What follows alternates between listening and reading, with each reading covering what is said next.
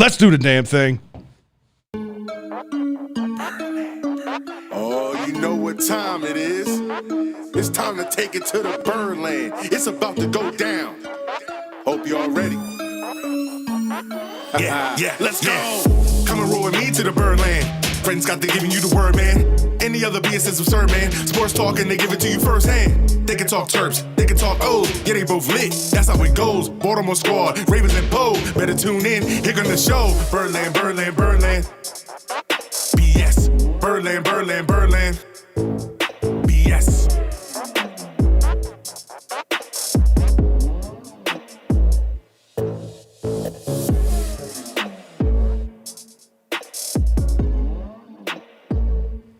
It's all about that BS, baby. What's up, BSers? What's up, peeps? May the 4th be with you, and also with you. We lift up our spirits. Ding-a-ling-a-ling-a-ling. Wait till Revenge of the 5th. What's going on, everybody? Fred, Scott, Ryan, James, Drew. We got a full house in the house tonight. Feeling excited as the Ravens complete their draft. We now know who's going to be donning the purple and black this coming year. And they added some weapons for Lamar in this offense, so I'm pretty excited. I'm excited-ish. Excited-ish. Ish. We're going to have to dive into that a little bit Yes. more. Starting offensive line became a little clearer today as they signed a veteran tackle, which was to be expected, I think. Yeah. We talked a little bit about that. The Orioles play well out in Oakland, but are there some changes on the horizon with the rotation? Quite possibly. Yeah, I think there needs to be. But the minor leagues kick off tonight as DL Hall takes the hill for Bowie. So those prospects that we're talking about that are going to be here in another year or two. What's the song? Moving on up. Yeah. Moving on up. That's right. They're getting there.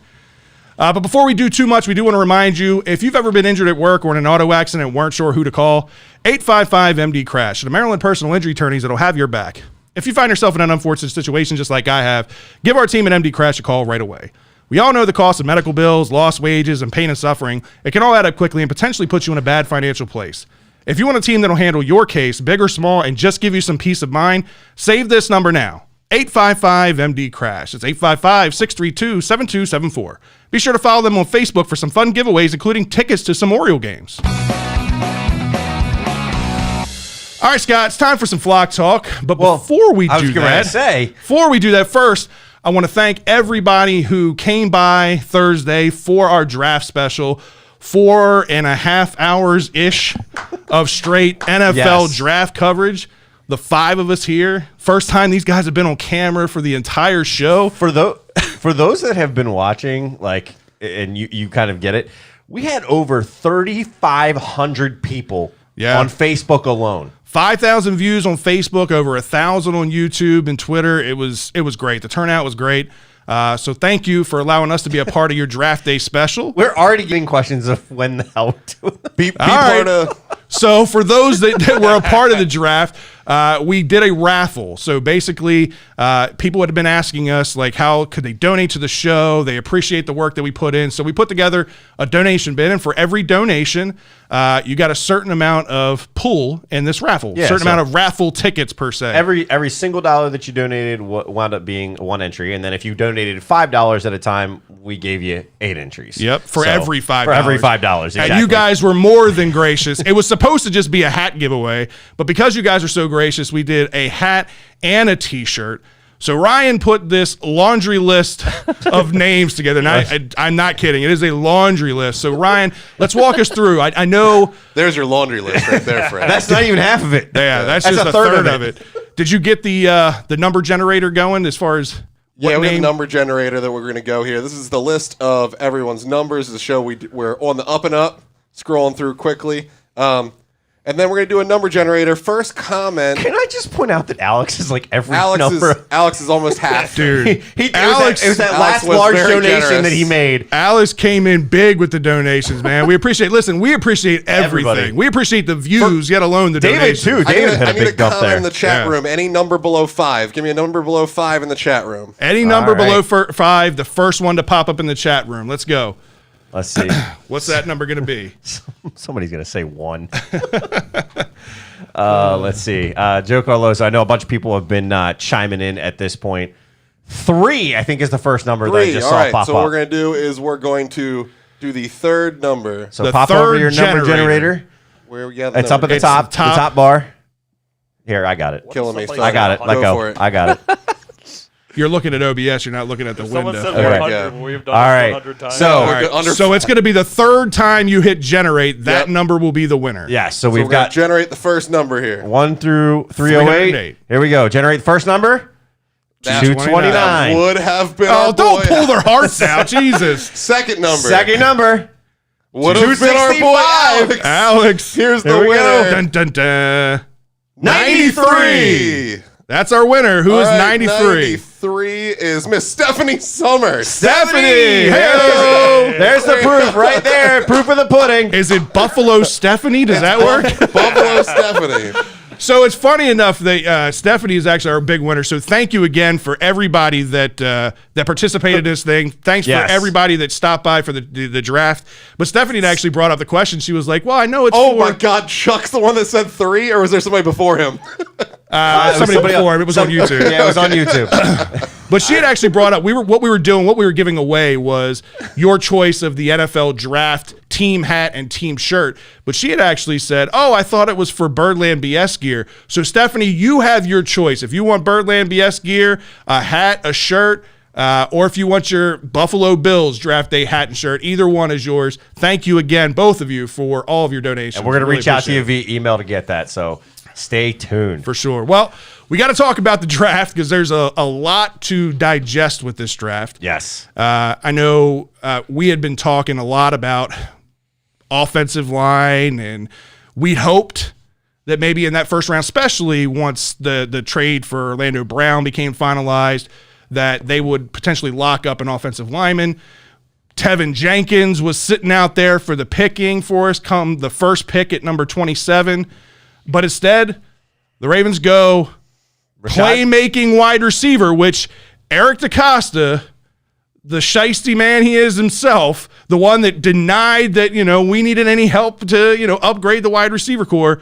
What does he do? Well, he takes this guy, Rashad Bateman, probably, in my opinion, one of the best route runners in this draft. Yes. I mean, look at this. He's making a man move right at the first step, right? Yeah. That's exactly what you need. And then the missed tackles, his ability to after being hit, to continue to get yards after the catch, that's big for him. And that's why he's going to continue to evolve. And hopefully he does it well. I mean, not to bring up a sore point, but he did hurt the Terps a little bit. He did. I'm sure that's in one of these highlights up here. I'm insulted by the fact that you say he hurt the Terps, and I'm insulted by the fact that Eric DaCosta would insult his wide receivers by getting 2 wide receivers during the draft. We'll talk about that. Liars lunch, but baby. let's stick with Rashad, right? So he provides us the help at the X receiver. This is what we talked about. One of those guys that can play outside, that can go up and get those contested catches, that can go up and get those 50-50 balls.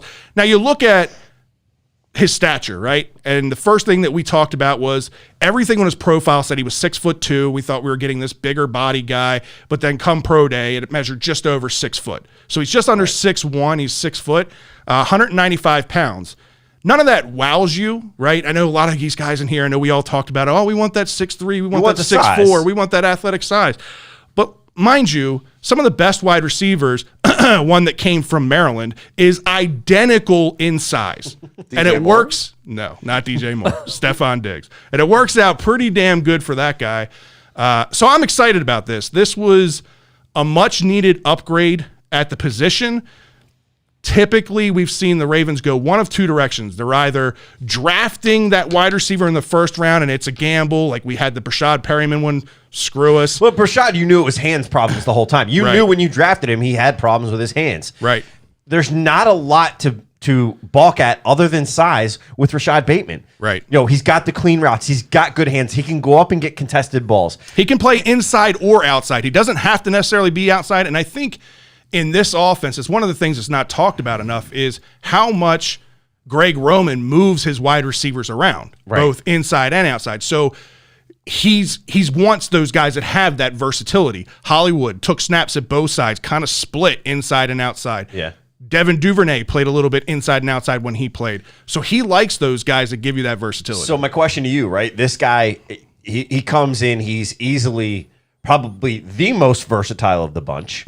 Outside of Boykin, who we know has hands issues, he's probably the most solid, physically route running, everything. I know we throw around the term true number one. Yeah. Right? I don't think he walks in day one as that. I do say that I think he can evolve into that player. 100%. He has a high ceiling when it comes to that potential. And we've talked about that. A number one receiver in this offense looks different than a number one receiver in, let's say Tampa Bay's offense, or Kansas City's offense. These guys, again, are going to be used all over the field, are going to be used in all kinds of different formations. But I think where you're going to see the benefit is this is going to help Hollywood. This is going to complement Hollywood because it's going to allow him more one-on-one opportunities. Again, if they do put Rashad, if they do put Rashad outside, that will put Hollywood in the slot. He can work those underneath routes, use his quickness to his advantage. Yeah, I mean, that's the thing is he not only can use the quickness, but we mention it, right? What is the biggest plus side to him is it's in every video that you're seeing playing back here. Right. It is the crispest route running that we are seeing out of this kid. That's where he gets his separation because it's not going to be top end speed. Now, don't get me wrong. He still ran like a 4.43 40 at his pro day, but where he creates separation is exactly that. Getting in and getting out of his routes very clean. He puts himself in open space, and it was interesting when they talked to him. He said that he modeled his game after some pretty big names that are pretty damn good at route running. Keenan Allen, Devontae Adams, some of probably the best route runners in the game, two of the best wide receivers in the game. Right now, yeah. So if you're modeling your game after anybody, that's pretty good. Go ahead, James. Just to give another follow-up to Ryan, DeAndre Hopkins, he's 6'1", 212. Right. So we're talking a half inch there and maybe 10 more pounds. He took that ball from the Buffalo last year in the game. So. Right. Now, I mean, the only knock on Bateman was the difference between his 2019 year and 2020, right? The COVID year. Well, unfortunately, COVID impacted him directly as he was diagnosed with it. And he actually lost about 10 pounds in weight, which 10 pounds to Ryan and I, you would never know there's a difference in 10 pounds. But to this guy, 10 pounds is a big deal, right? That. And obviously, I'm sure there was fatigue that came along with it. There was all the challenges of just not having a true offseason and getting the practice and work in and all that. So I don't look too much at 2020 numbers. I look at what he did in 2019, and he would have come out and been a top 3 receiver last year. So to get this guy at 27, in my eyes, good value, good pick. It actually almost benefits him, right? Because there was a little bit of risk, not just playing with COVID last year, but if he gets an injury, his stock value is going to drop, right? So his draft stock value. So he did a great job at putting himself in a good position before everything happened. Nobody knew this was going to happen with COVID, but he put himself in that position because this guy plays hard. He's got a strong work ethic, which is what you want to see.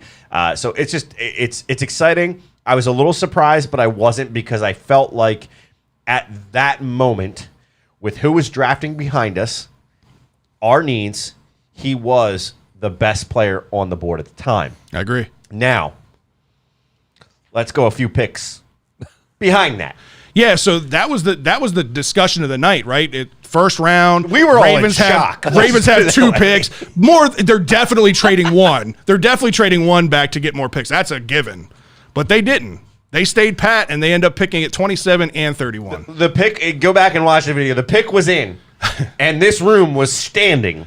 And mind you, 30 seconds prior to the pick coming in, Drew asks me, he said, who's the guy that you don't want to see here at 31? Who's the guy that's going to make you upset at 31? And I said, Jason Oweh. And I said, only reason I said this is because the question marks, right? It's not his athletic ability. It's not like what the potential is, what his ceiling is, because that's all great. It was just, man, it's pick 31. The offensive lineman that we've been talking about all night is sitting there. That's a need. And Jason Oweh is just too much of a project. Well, who do they go with? Jason Oweh. They go with Jason Oweh. As he says, you cannot call him that anymore, by the way. That's right. I didn't. It's Odafe. Okay, glad you did that. Odafe Oweh. Odafe Oweh. Practiced that all afternoon. Oweh. I did. So I had to digest it for a little while, and we had plenty of time to digest it between the first round and our next pick in the second round, or actually we didn't get a second round pick, third round. So I had a lot of time to like really think this one through, and I like it. Overall, I like it. Was it the guy I would have taken at 31? No. I think Tevin Jenkins, in my opinion, would have been the smarter pick, would have filled the bigger need, but the Ravens obviously had a plan with the right side of the line, with the right tackle, which they addressed today. We'll talk about that in a little bit, but this was the guy that they get from the Orlando Brown trade. This was the first pick from that. Like I said, he's an absolute athletic freak. I mean, when you look at the measurables, he's elite. And not just good, he's elite across the board. 6'5", 257 pounds on that whole RAS score, 9.92. Damn near a perfect 10. Yeah. That's unreal. Ran a 4.36 40 at his pro day. This is a 257-pound defensive end, outside linebacker, whatever you want to label him. Ran elite wide receiver speed. Yeah. I think when you look at this guy, I think the video that's playing behind me right now, and I'll get to it when it comes back up, I think the ability to play sideline to sideline is huge, right? Mm-hmm. He can drop back into coverage if you need him to. But this play right here, watch him come off the edge and chase down the man to get him to the sideline and still gets to him before he gets to the sideline. You know who that is? That's Rakim Jarrett. That's Rack. Oh, Jesus. Yeah. That's a fast man. Exactly. Well, listen, 4.36 40 and 11-foot 2-inch broad jump. That's both the highest ever for a defensive end. That was the only time Penn State caught Rack that whole game. Yeah, exactly. Well, I think that's the plus side that I look at to this. I'm still ish on it just because there's question marks. I think what they're looking at is because of his size, this guy's versatile. Right. Yes, you can play him at defensive end, but if you need him to drop back into a linebacker with that speed, he can track somebody down quick. Right. I just questioned. My biggest thing was I questioned the need at that moment. Well, there's no questioning that we had a need at edge rusher. It's just I don't know if he was the right guy because he's so raw. He's only played football for 5 years, right? He's only played football for 5 years. So he hasn't reached his peak potential by any stretch. And coming into this defense, who historically has done good with developing outside linebackers. Remember, Zadarius Smith, Matt Judon, Paul Kruger, Pernell McPhee, all these guys, none of them were high draft picks, and they all panned out to have good NFL careers. Yeah, but all those guys in college were able to get to the quarterback pretty often. And this guy did get to the quarterback, too. His junior year. This past year, not so much. He had 0 sacks. If you're just looking at the sack production numbers, I get it. But the thing with him is, and Sonny, as our boy SCG, who I did a stream with for the second and third round, made a good comparison at a good point, and I thought this was great. So Bud Dupree with Pittsburgh was raw like that too. And it took him 2 or 3 years to really get to his potential. And now he's one of the best outside linebackers in the league. I think if you're going to compare him to anybody, trajectory-wise, Jason Oweh compares very, very much to Bud Dupree. So it might take him 2 or 3 years. Go ahead, Ryan. I was just coming to bring up this comment. I hadn't heard anything about it, but I didn't know if you had. No. I say he will play safety. No way. No. No way are you playing this kid safety. That's why I said maybe you can move him back into a linebacker situation. They're not him. I think you're thinking of. In the third I round. think you're thinking of Brandon Stevens. Brandon Stevens was the DB that they took. We'll talk about him in a couple minutes. Right. That they were projecting him out to safety. Now listen, again, athletically, this guy reminds me of Isaiah Simmons coming out of the draft last year, who was that like kind of positionless player. They didn't know where he was going to play, got drafted by the Cardinals. He's just that kind of athlete. You know what I mean? I think he's going to be an outside linebacker for this team, A, because it's the need, and B, because it's where he fits best. But he just has that athletic trait, 5% body fat. Yeah. And again, running a 4.3 40, unreal. The dude can play anywhere if you line him up. It's just going to take him time to develop. I think it's going to be that, and can he translate this to NFL speed? Right. We talk about that with a lot of players, but can a defensive player read the offensive scheme? Right.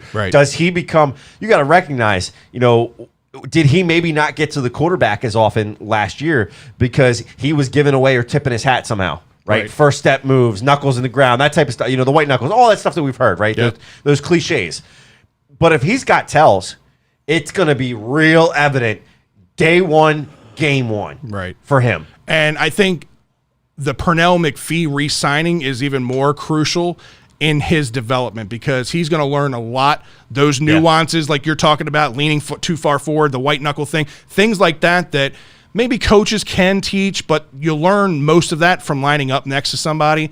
And I think Pernell McPhee will be a good mentor for And that's him. the thing, he's got to, honestly, yes, this kid's a gifted athlete, but on the football field, I think he has still some learning to do with football instincts. Right.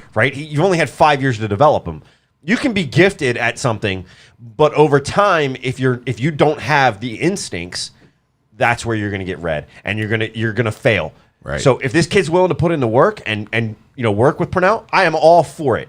I just, again, at 31, I didn't think he was the right fit for our biggest need, which to me still remains this offensive line. We're going to talk about that as we go, but I think the better pick there, because he was still available, was Tevin Jenkins. I think the problem was they didn't want to pay Tevin Jenkins first-round money. Well, it took the first pick in the third round, 94 overall, for the offensive line to get a little bit more clear as to what was happening. That was this guy. One of the biggest offensive guards I've ever seen. Throw the guy down not once, but then get double teamed and throw the guy down twice. I mean, this guy just manhandles. Ben Cleveland out of Georgia, big country, and he is big. 6'6", 343 pounds, and he is just straight solid muscle. If you've ever watched Game of Thrones and you know the mountain from Game of Thrones, I mean, he could be his body double. I mean, that's how this guy is built. It's unreal. Yeah. Wasn't a guy that I knew a whole lot about prior to the draft, to be honest with you. But apparently John Harbaugh knew everything that there was to know about this guy because he was more than excited to get this guy. Had even gotten nervous at one point and asked Eric to trade up to go get him. Eric had to talk him off the ledge to say, hey, listen, this guy's going to be here when we get to 94. And fortunately enough, it worked out for the Ravens. Yeah, I mean, it's great. See, I heard some people on I think it really comes down to the big country side of things, but I heard some people on Twitter that were kind of like making comparisons and saying this guy is the next Yanda. Right? Because he fit that mold, that style. I hate comparing anybody to Marshall Yanda. Right. That's a Hall of Famer. But I think the reason people are looking, we got Yanda in the third round. Right. So it's very similar. The size is similar. I think Yanda was a little bit on the thinner side for a guard. A little thinner, and he's shorter. I Right. think he was 6'3" or 6'4". I think he's 6'3". This is like the biggest guard. Why was he not playing tackle at Georgia? Yeah, well, 6'6", Georgia 354. Georgia was gifted it on the offensive line. It's a monster. But yeah, absolutely. And this guy, in 741 career pass blocking attempts, he only allowed 3 quarterback hits, 1 sack. His entire career at Georgia, Right. 1 sack, 3 hits. That's ridiculous. And I mean, literally, this guy, he's just got so much power. I mean, he like you see in this clip, I mean, he's just pushing guys all off the ball. He can finish really good, and he's got quickness off the ball, which is going to help in the run game. When you're doing those guard pulls, this guy ran like real close to a 5-flat 40, which I know you don't try to pay too much attention to 40 time for offensive guard, linemen. that's pretty damn good. But on a guard, again, in this type of an offense, when they're doing a lot of those pulls and they got to get out in front of the quarterback or get out in front of the running back, it's important, and this guy's going to be able to do that. So, question, and Ryan kind of led us into it here. With this guy's size and his ability to move, is this a guy that you see them potentially trying to evolve into a right tackle? No. So he is going to be their left guard. Okay. And this is what I'm talking about with the offensive line getting a little bit clearer, right? So this guy is projected to slide in and be the day one starter at left guard, which is then going to force Bradley Bozeman into center. So we were talking through the draft. We wanted a right tackle and we wanted a center in this draft. We were hoping that we were going to get Creed Humphrey, hoping we were going to get Landon Dickerson. Neither one of those happened. And Eric DeCosta did not give a shit what we wanted. No, he did not care. He was not watching the show. But nonetheless, again, you fill that center need with Bradley Bozeman, who was a center in college, right? Yeah. And you put this guy at left guard. The question was right tackle. What are we going to do there? Are we still going to address that through the draft? Are we going to sign the free agents that we talked about, which we'll talk about here in a couple of minutes as well? But yeah, I'm overall extremely happy with this pick. If you can find a day one starter with pick 94 overall, and he can be that type of an athlete and have that kind of an impact that I expect him to have, that's a win. I'm surprised you didn't put the girlfriend pick up there that everybody else has. I was going to. Everyone has seen the girlfriend pick and sets to watch any football coverage. It's not a pic of his girlfriend, it's just at the beach. This dude literally, when I say is solid muscle, is muscle. Yeah, there is no it's fat. ridiculous. The fact that you can be 350 with no He's 350 fat and toned. blows my mind. But that's what happened when you eat squirrel. That's apparently you must eat squirrel. He fat content. legit eats squirrel. He told some story where apparently when he was a kid, He skipped school. He good. skipped school. There was nothing in the refrigerator to cook, and he found his pellet gun, went out back, killed himself 2 squirrels, skinned and cooked the squirrels because he had skipped school and didn't know mom didn't have any food in the cabinets. That's how I like my offensive lineman. That is a country boy for sure. All right, so moving on, 10 picks later, 104 overall. I think every draft seems to have that one like kind of head scratcher, and at first I think this was a head scratcher because this was a player I think we could have gotten a little later, and that was Brandon Stevens, DB out of SMU. Now, this is a guy who is a very good athlete. He actually went to UCLA, was a 4-star running back at UCLA, decided after a couple years of being there that he wanted to play DB. UCLA wasn't going to honor that, so he transferred out of UCLA, ends up going to SMU, plays DB there, does pretty well. I mean, you can see he's still a little raw and still learning the position, but again, when you talk about athletic ability and football IQ, he's got all that, right? And as you can see in this play, he didn't have a ton of highlights out of there, but he can read the ball well, and he can go up and play the ball. Yeah, I think the other thing is that with him, like you talk about the versatility, right? Not only, and I know that there's pieces about, they could move him to safety. Yeah. But I'll tell you the reason I think John Harbaugh and Eric DeCosta went after this. Why's that? Versatility's John Harbaugh thing. Where does he like versatility at? Special teams. This guy could be a gunner. Yeah. He's got good speed. He's got good size. He can tackle. This is a guy that can get downfield for you, right? Maybe with the ability and his ability to go get the ball, maybe he's a guy that can also sub in with if you need punt returns or kick returns. If somebody goes down, he provides you depth on that special teams as well. Right. Now, listen, this wasn't – I just see some people out there saying, it was a dumb pick, da-da-da. If you go back and look at most rankings and you hear where most teams had this guy ranked, he was actually projected to be a 3rd or 4th rounder. So it wasn't as much of a reach as we thought it was. Just a lot of us were uneducated on him. A lot of us didn't know about him. And, yeah, when you hear that this guy was a running back who then eventually transferred over to play DB, you typically don't want to take a risk on a guy like that because you want the surefire thing. Right. But again, at 104 overall, if your ceiling is high, which I think the Ravens think his ceiling is high there, then you go get it. And how many years have we seen where we just didn't have depth at DB, right? Whether it's safety, whether it's corner, you can basically account for 2 or 3 injuries from the DBs every single year. So you're going to need that versatility. You're going to need that depth. So I don't hate the pick. It wasn't my favorite pick. No, and I think Joe brought up a good point a second ago. To him, it tells you that Tavon Young's days may be numbered. Even though they just paid the man. Maybe. I don't think this pick. The man, but he needs to stay on the field. I don't think this pick says that Tavon's days are numbered. A pick that comes a little bit later tells me that Tavon's days are a little bit numbered. So let's shift to the next pick that we had, 131st overall.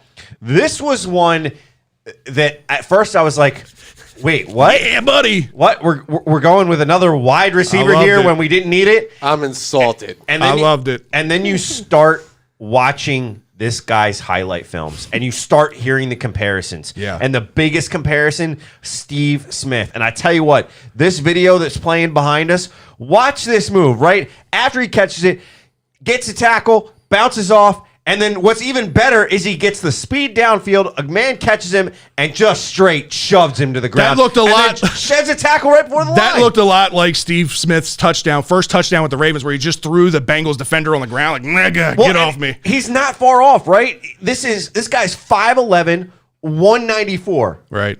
Looking at that, I would not guess that. Right. This guy's not playing like that. No, super physical, super aggressive, will go up and get the ball.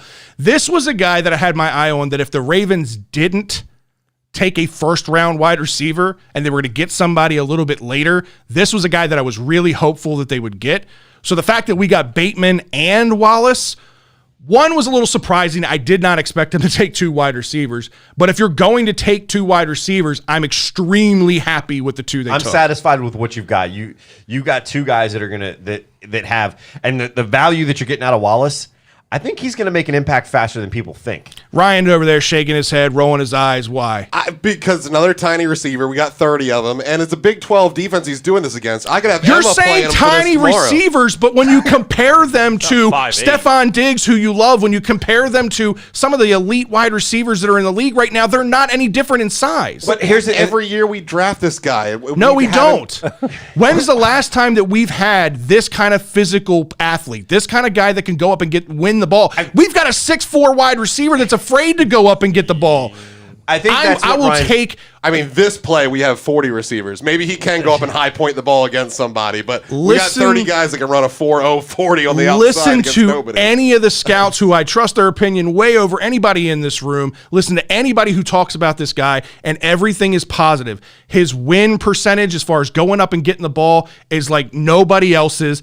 73 15-plus yard receiving, which was second in college football last year. Yeah. 43 contested catches. That's the most in college football. I really wanted a tackle, man. So did I. Where are the tackles? I know. I get it. When there were 3 undrafted free agents, I would have liked to get on the team. Ryan, That do you didn't want me to happen. call you out? Because I Go will ahead, call you sure. out. I'm not an expert here. You can call me out. But during the draft, during this pick, you were calling for them to get Adrian Ely, who they ended up getting as an undrafted free agent. that's true. Thank God. There were 2 more they should have brought in. Pay Right. a little less money and not have to worry about the contract. Listen, was it a need? No, because you got Bateman, right? You got Bateman, you got Sammy Watkins. So I didn't think it was a necessary need, but this was one of those things that it's riches. It was, I'm gonna say too sexy to pass up. I'm gonna adjust that, and I'm gonna say with this pick, it was a need because he comes in day one as the best blocking wide receiver we have, I will agree with that. He will be the best blocking wide receiver. and he's that we willing have. to do it. Did we cut Boykin? And outside of Boykin, but I don't think Boykin even sees the field at this point. When you've got Hollywood, you've got Duvernay, you've got Watkins, you've got Bateman, and now you've got this guy. I just Prochet, don't too. think Boykin sees the field other than a Prochet? potential. I know, but I'm just saying those 5 guys over Boykin. Boykin's days at the Ravens are numbered unless he switches to tight end. He's got a few chances in spring. Go ahead, Drew. I was going to say, well, how many games are we getting to Watkins too? You know what I mean? Like that's when I started thinking the Tylan Wallace right then and there. It was like 5 minutes after the pick. I'm like, you know what? You can't. To me, at that point, you can't have enough wide receivers because I loved it. like I said, we debated before we even had Watkins on our team. We debated about if you do sign him, how hard, how many games are you getting out of him anyway? Right. And Boykin still has so much damn to prove. I mean, if this guy comes in and looks amazing in August, sorry. The problem Right. is this guy, like you're talking about. So then the question starts to become, how many are we going to carry here? Right? Because who are you going to try to stash or who are you going to cut bait with? And you look at this list, and to your point, Boykin's the cut bait guy right now. Boykin, for me, is the guy that's gone. Prochet hasn't had a chance yet to show what he can do, so how can you risk losing him? He had some of the best hands in college football 2 years ago. He's one, he is a guy that's a good route runner, and he's shown improvement. The players like him. Lamar likes him. There's obvious Provides disconnect special teams between Lamar and Boykin. Unless Boykin commits to adding 10, 15 pounds and going to tight end, I'm done with him. That's just my opinion. Go ahead, James. Real quick, I just wanted to say I love the video between Hollywood and Lamar about when they picked Bateman. Oh, yeah, because at first he didn't know who he this was. guy? Who's this guy? I'm going to have to watch his tape. Oh, we got a soldier. But that goes to show, to that point, that goes to show that Lamar wasn't in Eric DeCosta's ear saying, go need get this guy, go get me that. He didn't even know who the heck he was. He didn't know who he was. Because Lamar likes his guys. Right. All right, so you mentioned earlier Tavon Young's days potentially being numbered as a Raven, right? Right. And it's sad because when he's on the field, he's super productive. I mean, he earned the contract that he got. The problem is, last couple of years, he hadn't been able to stay on the football field, right? Yeah. So you got to have an insurance policy. You got to have somebody behind him that can step into that role, and you want to keep Marlon outside. I know Marlon plays good inside, but you want to keep him outside. And the next guy, probably one of the better values in the draft, cornerback Sean Wade, goes 160 overall to the Ravens. Yeah, I didn't. So This, mind you, is the third pick from the Orlando Brown trade. right. I mean, guy 6'1", 196, ran a 4.440. Very, very respectable for a TB. Yep. Exactly what you want. And the highlights that you're seeing behind us, these are great highlights. My one issue with this is for as many highlights you're seeing here, I was also able to find highlights where he was getting beat or falling down on routes. But do you know why? So here's why. All right. 2019, he played as the nickel corner. Okay. And he was about as lockdown could be from the nickel. He would have been a top 15 draft pick in 2019 if he would have came out. Problem was, Buckeyes moved him outside his senior year. Okay. And he struggled outside. No doubt about it. If you go look at his 2020 highlight tape, it's not much of a highlight tape. It's more of a shameful tape. It was rough. He was falling down as guys were just running clean routes, not even no contact. He just falling and slipping all over the place. But that's why you fall. That's why you fall from a potential top 15 overall pick just a year ago to now, what was it, the 4th or 5th round with Sean Wade. Yeah. And some of these guys with COVID literally thought it was not happening. They literally canceled the season. They didn't delay it. They canceled it. Exactly. So Lord knows what this guy's offseason was. He could have been sitting eating bonbons and being like, well, I got another year and a half till football. Exactly. So who knows what they dealt with. Same thing with the Owa not having any sacks this year. They only played 9 games instead of 13. And I think Like, he only could have had played 4 or 5. He only Play played in ball. 7 of them. Yeah, he only played in 7 of 7 those games. So that's half the games he normally would have played with. Even Right. if he just got one, the others, that's a very respectable season. Right, exactly. And like I said, his best days as a Buckeye were from the nickel corner, playing inside. Okay. That's where Tavon plays.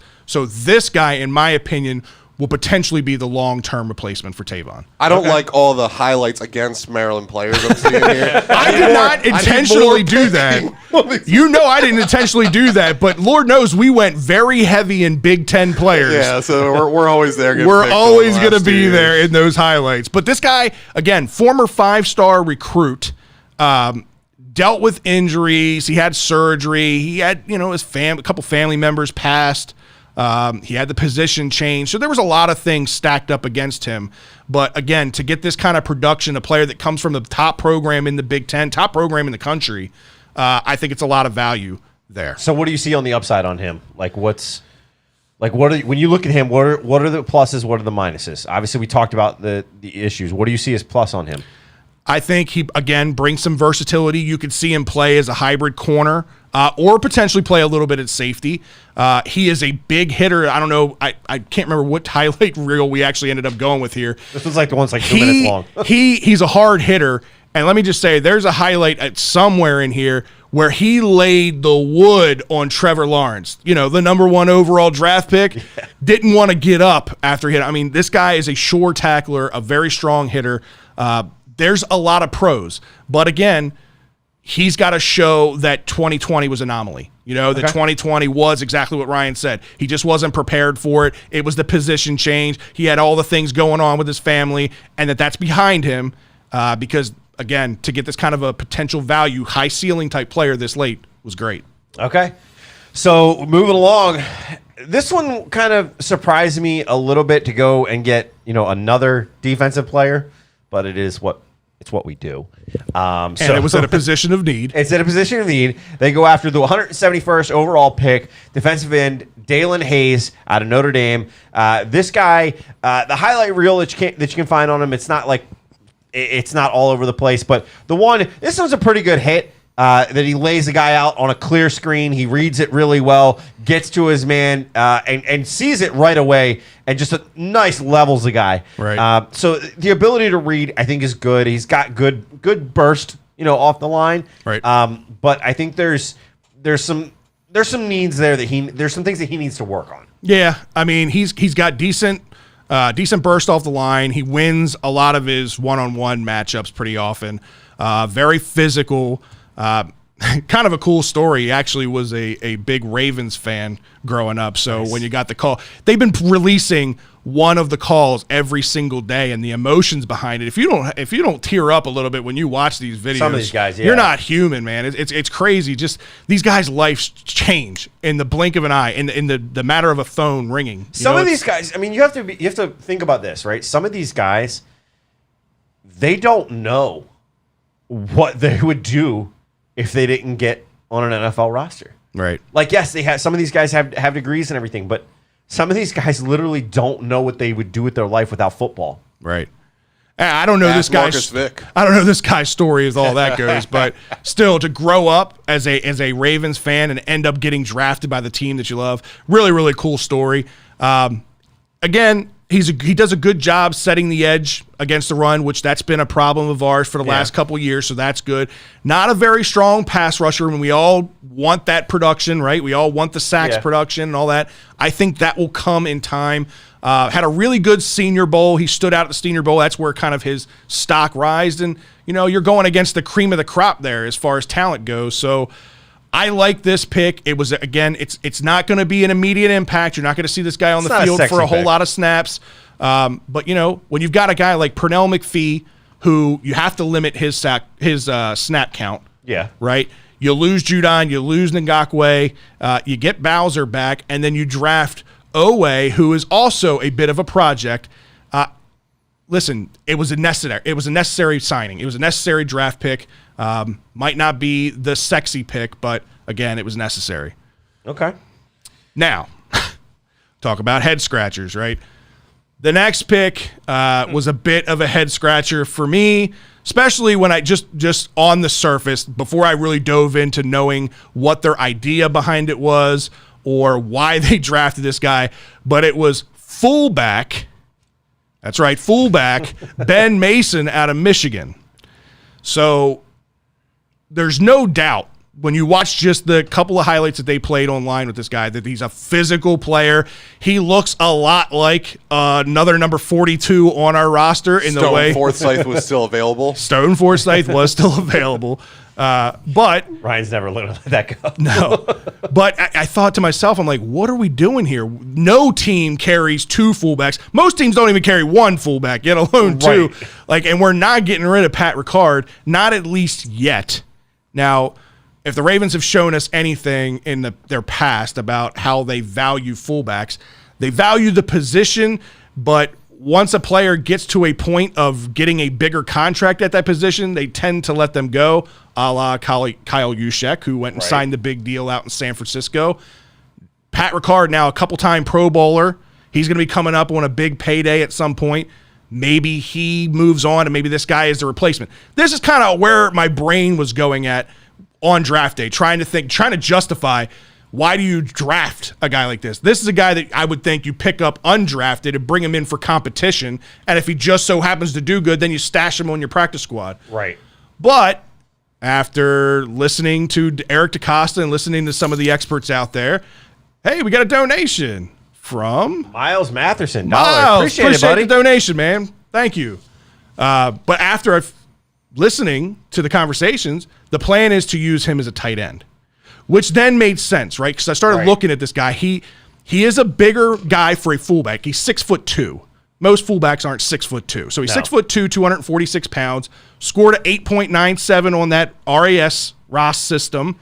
So he's super athletic. They showed that he can catch the ball out of the backfield. He'll run you over out in open space. Again, a lot like Ricard in the sense that he brings that versatility.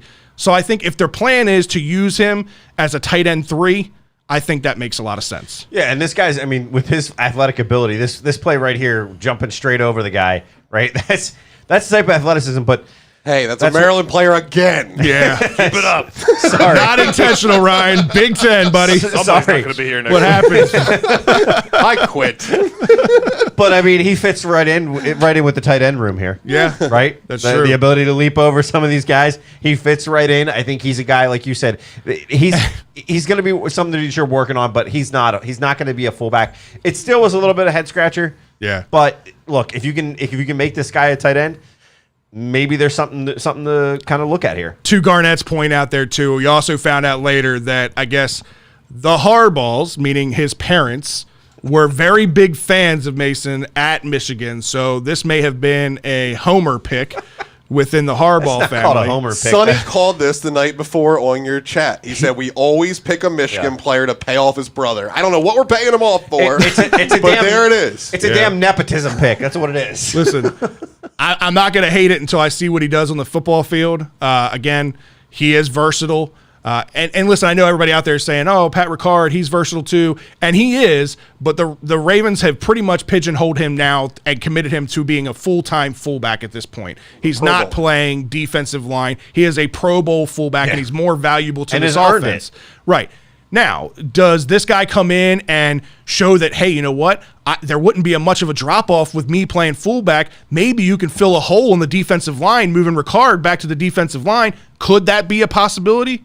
Maybe. Garnett, that's exactly what I told Fred when this pick happened. If we love fullback so much, should have kept the kid from Kennesaw State last year that looked like But this again, giant that's monster of a man. Rocksteiner, if you're using him as a fullback. But this guy's going to be used as a tight end. That guy was not built to be a tight end. No. That guy was like 5'9" or 5'10". He was too short to be a full or tight end. This guy's 6'2". He was a true fullback running back. Like he could bulldoze people. That's what he was Again, if you're just going to use him as a fullback, yes, that makes a lot of sense. I would not have wanted to get rid of that guy from Kennesaw State last year. All right, so we've kind of gone through all the draft picks from the draft. We're going to get to the undrafted guys here in a minute. Right.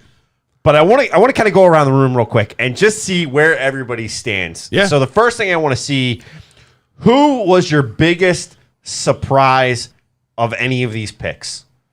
Ryan. My biggest surprise, I guess, was a second wide receiver. Having the second wide receiver. because So it's once not they that you got have a a problem receiver- with Tylan Wallace. It's a problem that they No, like drafted you two wide said, receivers. that we thought they should probably get a wide receiver. Right. And once we got a wide receiver, there were 40 other things I wanted before a second wide receiver. Right. And they wanted one other thing before they got their second wide receiver. I got you. James, what was your biggest surprise? Our second pick. Our second pick, Jason Oweh.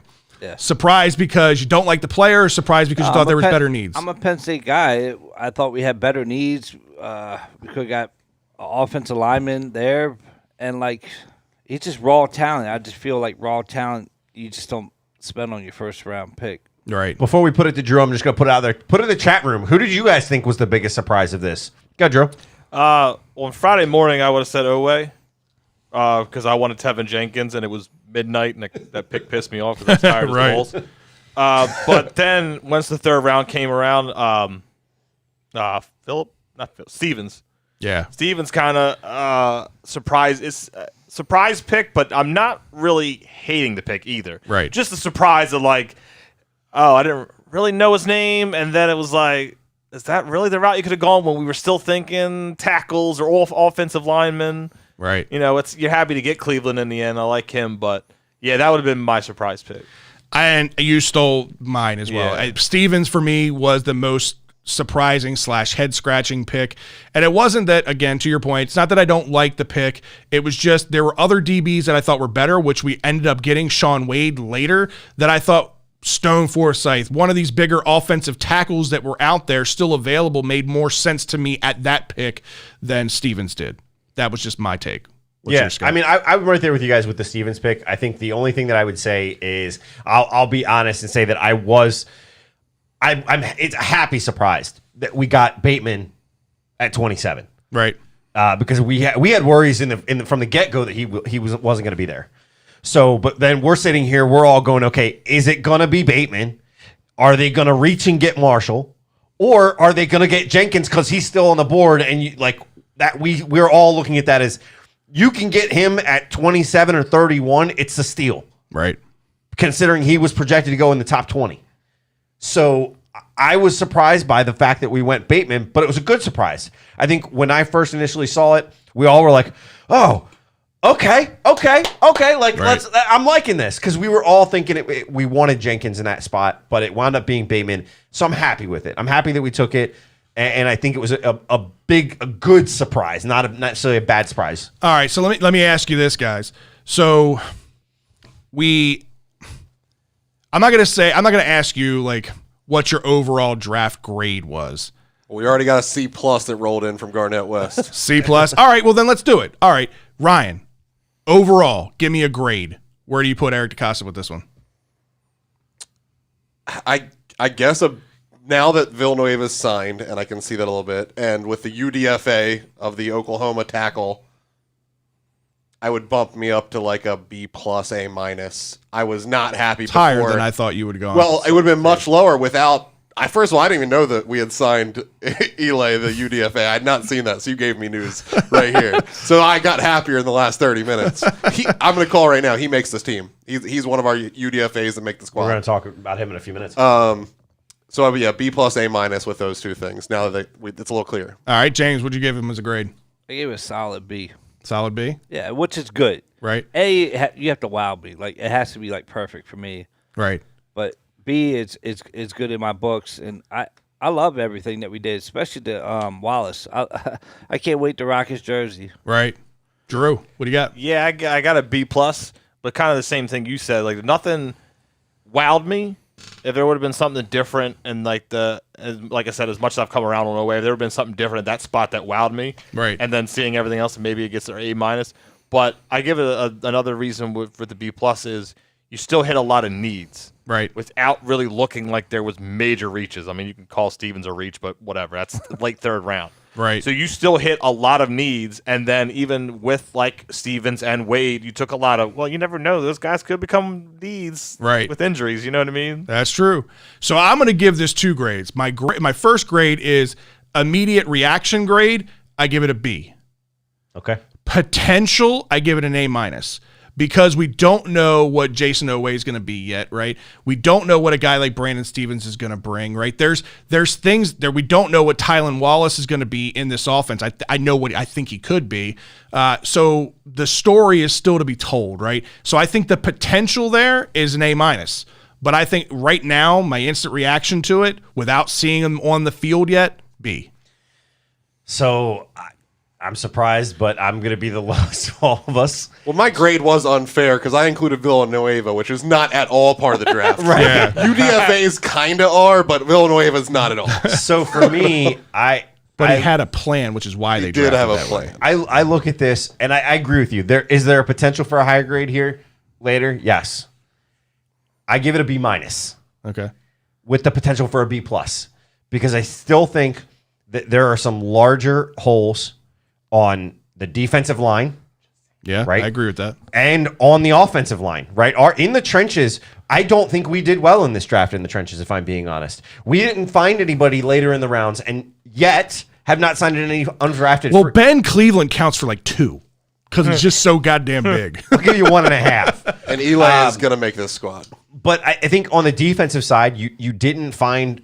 I don't think you found a long-term guy that could plug and play next year after sitting behind Williams and Calais Campbell. Right there, I think later in the draft you could have picked up there instead of maybe at the additional. I know we want the cornerbacks and the DB help, but at the same time, I don't think all these DBs are going to make this roster. I think you're going to wind up seeing some of these guys on the practice squad or wind up hitting the waiver wire. But I just think we didn't handle the trenches well. And where is our biggest need? It was in the trenches. Yes, was wide receiver great? Yeah. I'd much rather have seen us go with an offensive tackle that was a proven guy in a big program. I also think the cornerback situation, I think with Stevens, SMU, it's a mid-ground school for me. Right? How much true competition did he play against? Right? What does he do at a faster pace in a faster paced game? That's a question mark. Away with some of his question marks. I think that was a reach at 31. I think he could have fell into the second round very easily. Yeah. I think they picked him because if they didn't pick him, I think the Patriots went edge right after that. The Patriots were looking to see which one of the two are you taking. We're taking the other one. So I give it a B minus. I think there's potential to be a B plus, but there's still holes. And you brought up the signing with Villanueva and all those things. Look, Villanueva has been around, right? Hopefully he can stay healthy in this offense. This is a little bit more of a heavy movement of offense, I'll call it, right? He's going to have to be more athletic, more movement. You're going to have depth there. I know we signed Zeitler at guard. I know we picked up the other guard in Cleveland. I just don't know that we handled the trenches well in this draft. I think the Ravens are a little bit higher on Tyree Phillips than we are, just based off of what we saw. At least that's what this tells me. Also, as far as like defensive linemen go, I do agree with you that I think we need some help with defensive line because we're getting old there. We're going to have some players that are going to turn over there, but this wasn't the draft for that. Your first defensive tackle didn't even go until like mid-second round, right? This wasn't a good draft for defensive tackles like it was last year. Last year, you end up getting Justin Madubuike and you get Broderick Washington, who were both good picks respectively at their rounds, and they're super high on Madubuike. So I think Madubuike is a defensive tackle of the future, a starter, and a star of the future. He needs to sit back and learn from Calais. That's a damn sure. Right, but they've got time to develop that, and I think next year you'll see them draft more defensive linemen because supposedly it's supposed to be a better defensive front draft. We'll see. I know I'm being hard on him. I gave him the lowest grade out of all of us with the B minus, but again, it's unfair for us to do these grades in some regards because we're not factoring in outside of Ryan. We're not factoring in some of the free agent decisions that they made because that is part of their strategy when they're going into a draft is they know what they've got out there in free agency, what kind of handshake agreements are already in place. They had this Villanueva agreement in place weeks prior to the draft. Right. So they knew that was coming. Good thing I graded unfair. It would have been like a C minus before that shit. Ravens fan 86 says they don't just draft need like other teams. They draft best player available plus need. And I agree with you and I understand That's exactly true. But at the same time, sometimes you have to recognize if you're going to be consistent, you have to look and you have to have a nice even spread across the board. This whole thing of get something 1 year, get something the next year, get something 1 year, get something the next year. How's it working out for us? It gets us to a certain point, but it doesn't put us over that hump. I'm not saying by any means a Tevin Jenkins pick is putting us over the edge.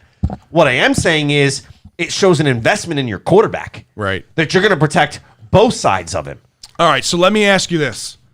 Out of all the draft picks, who do you think has the biggest impact this year? Who do you think has is it a layup? It's a layup that it's Bateman, or is it a layup that it's Cleveland? So the layup for me, it's Cleveland. Okay, and why? Because he's going to be involved in every play, every game, whether we're running or passing. No matter how good Bateman plays, it's not going to have the same. He impacts both sides of the games. He impacts the passing game and he impacts the run game. Yeah, he's used all the time, 100% of the time. Bateman's not even going to be on the field 100% of the time, much less involved in every play. I'll second that. I think you're right. I think Cleveland, he's going to be your biggest impact. I'll say your surprise impact, I think, will be Tylan Wallace. Your surprise guy that's going to get more snaps later in the year because he's putting up, he's being physical, he's doing what he needs to on the field. That's going to be the surprise impact. But I think the everyday impact, I think you're right. I think it's Cleveland. My heart wants to believe Bateman's going to have the biggest impact.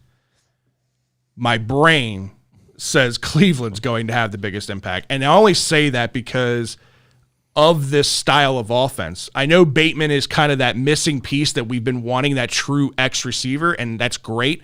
The question is, how many targets is he going to get? How many opportunities he's going to get? Year one, that's what I'm asking. Question is not overall, not throughout his career. I'm talking about year one, next year, who has the biggest impact. I legit think Ben Cleveland is day one, our starting left guard, and bearing injury, I think he has the biggest impact this coming year. Craig chimes in. He says, for me, it's away. Look, I hope you are right. Yeah, I hope so. I hope you're right. But at 31, with the question marks that he's got, I don't know. There's too many question marks for me to even say he's gonna be on this starting roster. Period. So pull up Garnett's question or comment down there, the last one. So Garnett says, wait until third down hit when need to move the chains. Bateman will be the omega. And I agree with you, but Lamar's got to be able to find him, right? And he's got to have the chemistry. Yeah, they've got to start off on the right page, right? So look, we've all seen Lamar kind of get locked in on one or two guys, Hollywood and Andrews. He can tend to do that. So the chemistry with them has got to start early if they want to have that kind of immediate impact. Do I believe that Bateman can be the Omega? 100%. But that's going to rely on, one, Greg Roman putting him in position to be successful, and then Lamar finding him. So I'm going to say one other thing with this. There's another thing that's hurting Bateman in this scenario. We can't forget what the Players Union is wanting to do. The Players Association is telling everybody, and the Ravens already said they're not showing up when it comes to the voluntary workouts and everything. Right. That now limits Bateman's interactions with Lamar. Not necessarily, though, because we've already seen Sammy Watkins, Hollywood, and all these guys down in Florida working out with Lamar. So if Bateman wants to take it upon himself to say, hey, look, I need to get down there with my guy. I need to learn how, the chemistry, how he throws the ball, how it looks coming out of his hand. Because let's not, forget, Lamar doesn't throw the prettiest of spirals, right? He doesn't throw the prettiest of balls. That's going to take some time for Bateman to kind of get a handle on. Get a read on, Plus, you're going from a college football to an NFL football, which is different, right? So it's going to take him time to get adjusted to that. And I hope he takes the initiative, and I hope Lamar – on draft night, we talked about it. Lamar didn't even know who the damn guy was, right? So I hope he's taking initiative to get out there, get his phone number, get in touch with him, and I hope they get some work together. And the other thing you got to remember too, right? You can practice in the off season. I get that, right? But practicing in Miami is different than practicing at the Ravens facility. I get it, you can be outside, but we have that climate controlled environment that we can play in and practice in. That's the downfall to the idea of, we're not going to come to voluntaries. Okay, now when you are practicing, now you're working out in greater heat. You're working out for a greater chance of, if you're not protecting yourself or having someone over here that's looking out for your best interest saying, hey, it's getting a little hot, guys, let's take a water break. That's what they're meant to do. That's what OTAs are about. That's what the voluntary workouts are about. It's about putting eyes on these people to protect them. I think it's one thing I think I disagree with the players, and it's going to wind up hurting the rookies. If the rookies make the decision to say, we're not going to come to the voluntary stuff, I'm worried.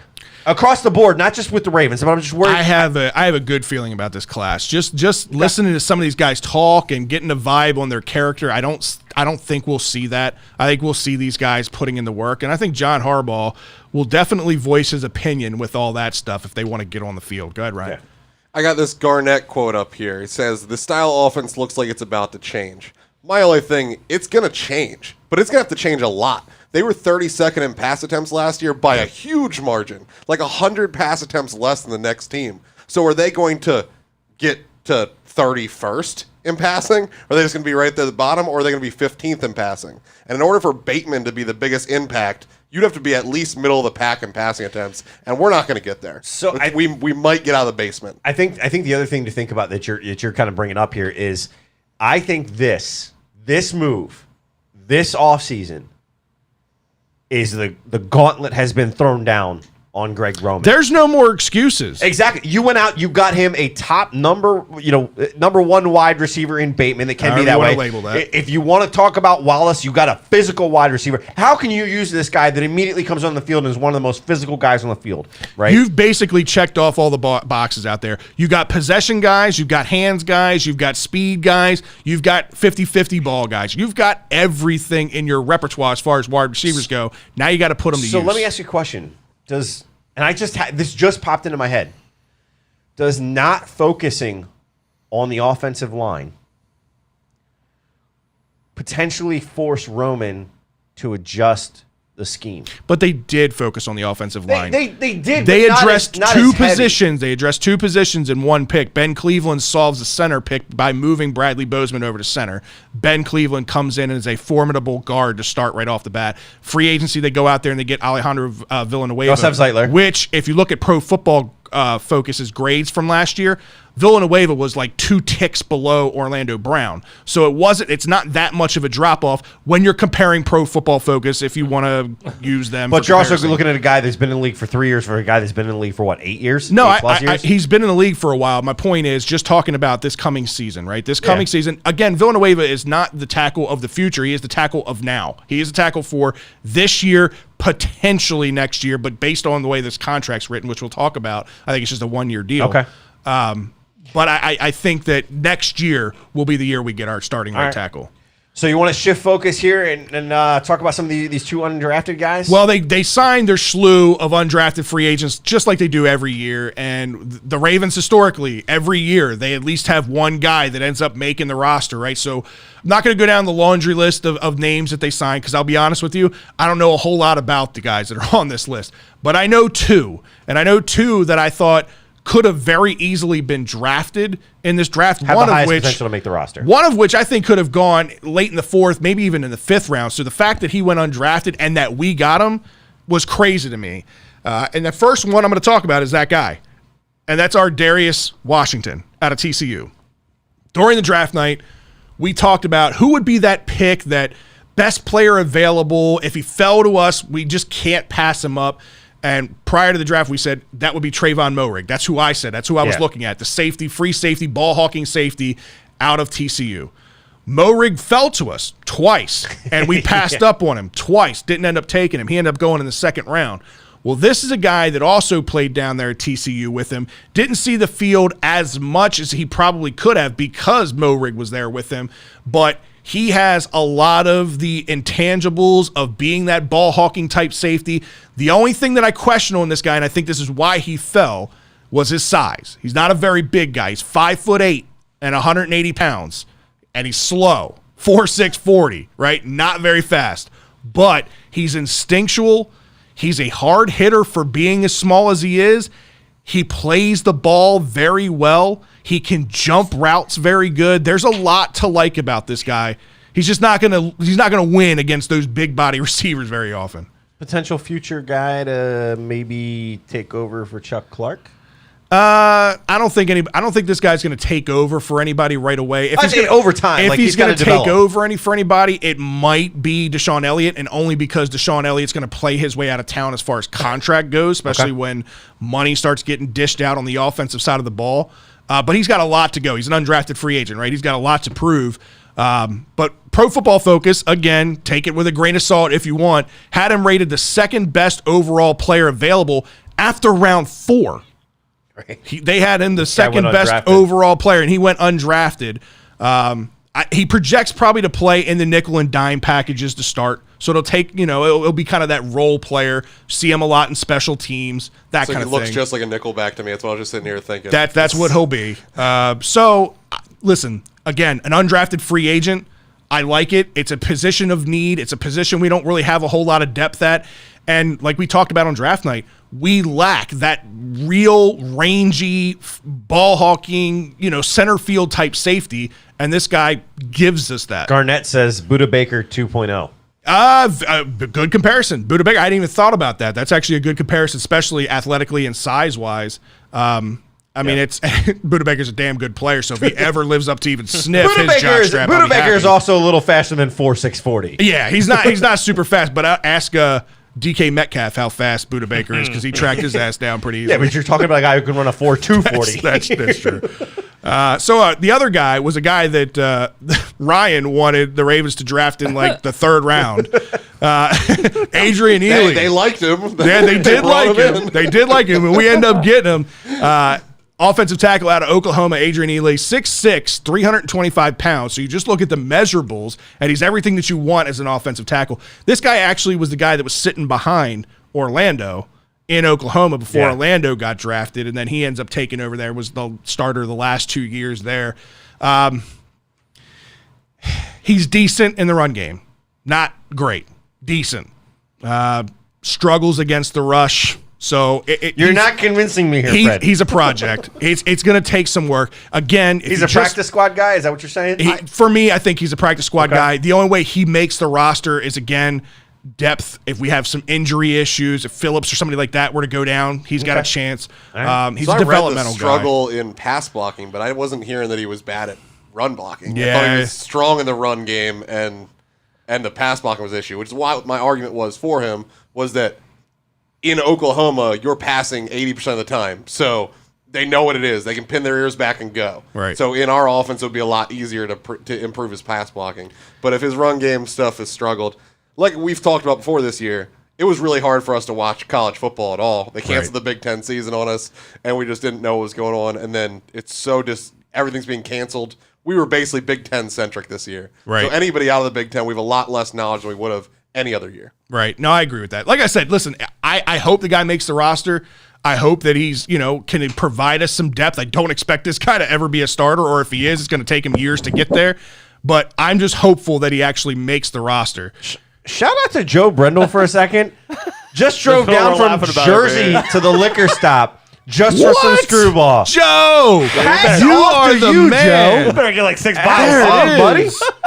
Man, hopefully you got your 10% off, or hopefully they gave you a bottle for free for driving down from freaking Jersey. That's awesome. That's Dedication, awesome. man. That is Also, I dedication. don't remember This guy's seeing your name in this chat, so great big fan, but talk some more. I swear I think I know him through Instagram, maybe. Okay. Maybe. Joe, do I know you through Instagram? If we talked on Instagram, I think that's where crazy. I know him. He says much love for the BS crew. Man, appreciate it, dude. Appreciate it, man. Good to see you in the chat room. He came from Jersey to go to Liquor Stop. That's awesome. I still haven't been to Liquor Stop.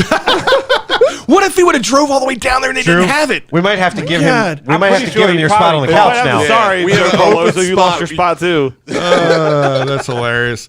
All right, so those are the two guys to me that stand out from the undrafted class. There's probably some other guys in there that are going to have a shot at making it too. You know how it is.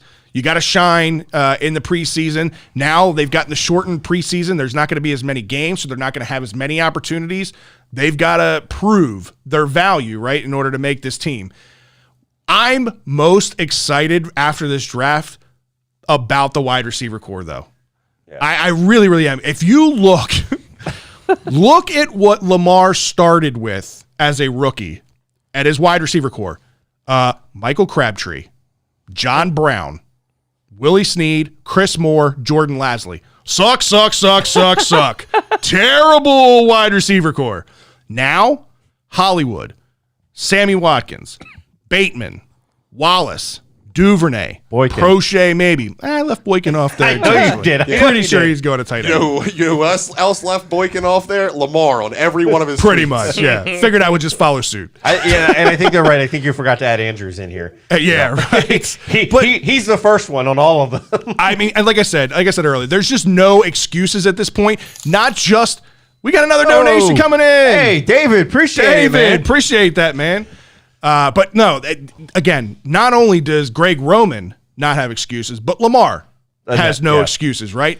You need to find your weapons. You need to use your weapons. You need to be looking and scanning the field, going through your progressions. Trust in your offensive line. That was, to me, still the biggest difference from 19 to 20 was his just comfort in the pocket. He needs to trust his instincts. Well, Last year we saw at times he normally would have run open hole up the middle, and he's not taking it. For the first 6 or 7 weeks of the season, 100%. He was trying to force the narrative that he can throw the ball instead of taking what the defense gave him. But with these weapons, he needs to do the same thing. If they're going to give it to him, take it. Right, and that's all that's going to do is open up the those guys field up. for those guys even more. Again, so this is what I was going to say in response to Ryan's thing, talking about the amount of targets. For me, it's not the amount of passing attempts, it's executing on each one of your passing attempts, right? Like maximizing the attempts that you get. Before, Lamar just didn't have any faith in anybody to go up and get those 50-50 balls. He didn't have that guy that he trusts to throw outside and to throw up in the red zone outside of Mark Andrews. He just didn't have those guys. Well, now you've got two guys that can do that for you, that have proven they can do it for you, that will be that physical wide receiver. This just, I think, is going to open things up for Lamar. It should open a lot of doors for him. It should open a lot of things. By the way, we are getting called out on 440 times left and right in the chat room, by the way. look, what our point was, and you can bring up Michael Vick, but Michael Vick, yeah, he ran a 4.740, but while he was doing that, he could shift left and right at the same damn time. No. This No, was that was- Mike he ran Vick. 4.7 This the other day. was just the other day. Okay. This was literally just the other day. He did it for shits and giggles. So what I'm old. hearing But is at 40. he could come back and play the same position. Yeah, Like, I think Pat Mahomes even put a comment out like, "Damn, I don't even run a 4.740 now." yeah, Chuck ran a 4.54. Oh man. I'm excited for it, man. I think the wide receiver core is what's going to bring the biggest upside, I think, from last year to this year. All right. Way too early prediction. Where do you see the Ravens this year? What are your expectations? How much improvement do we see?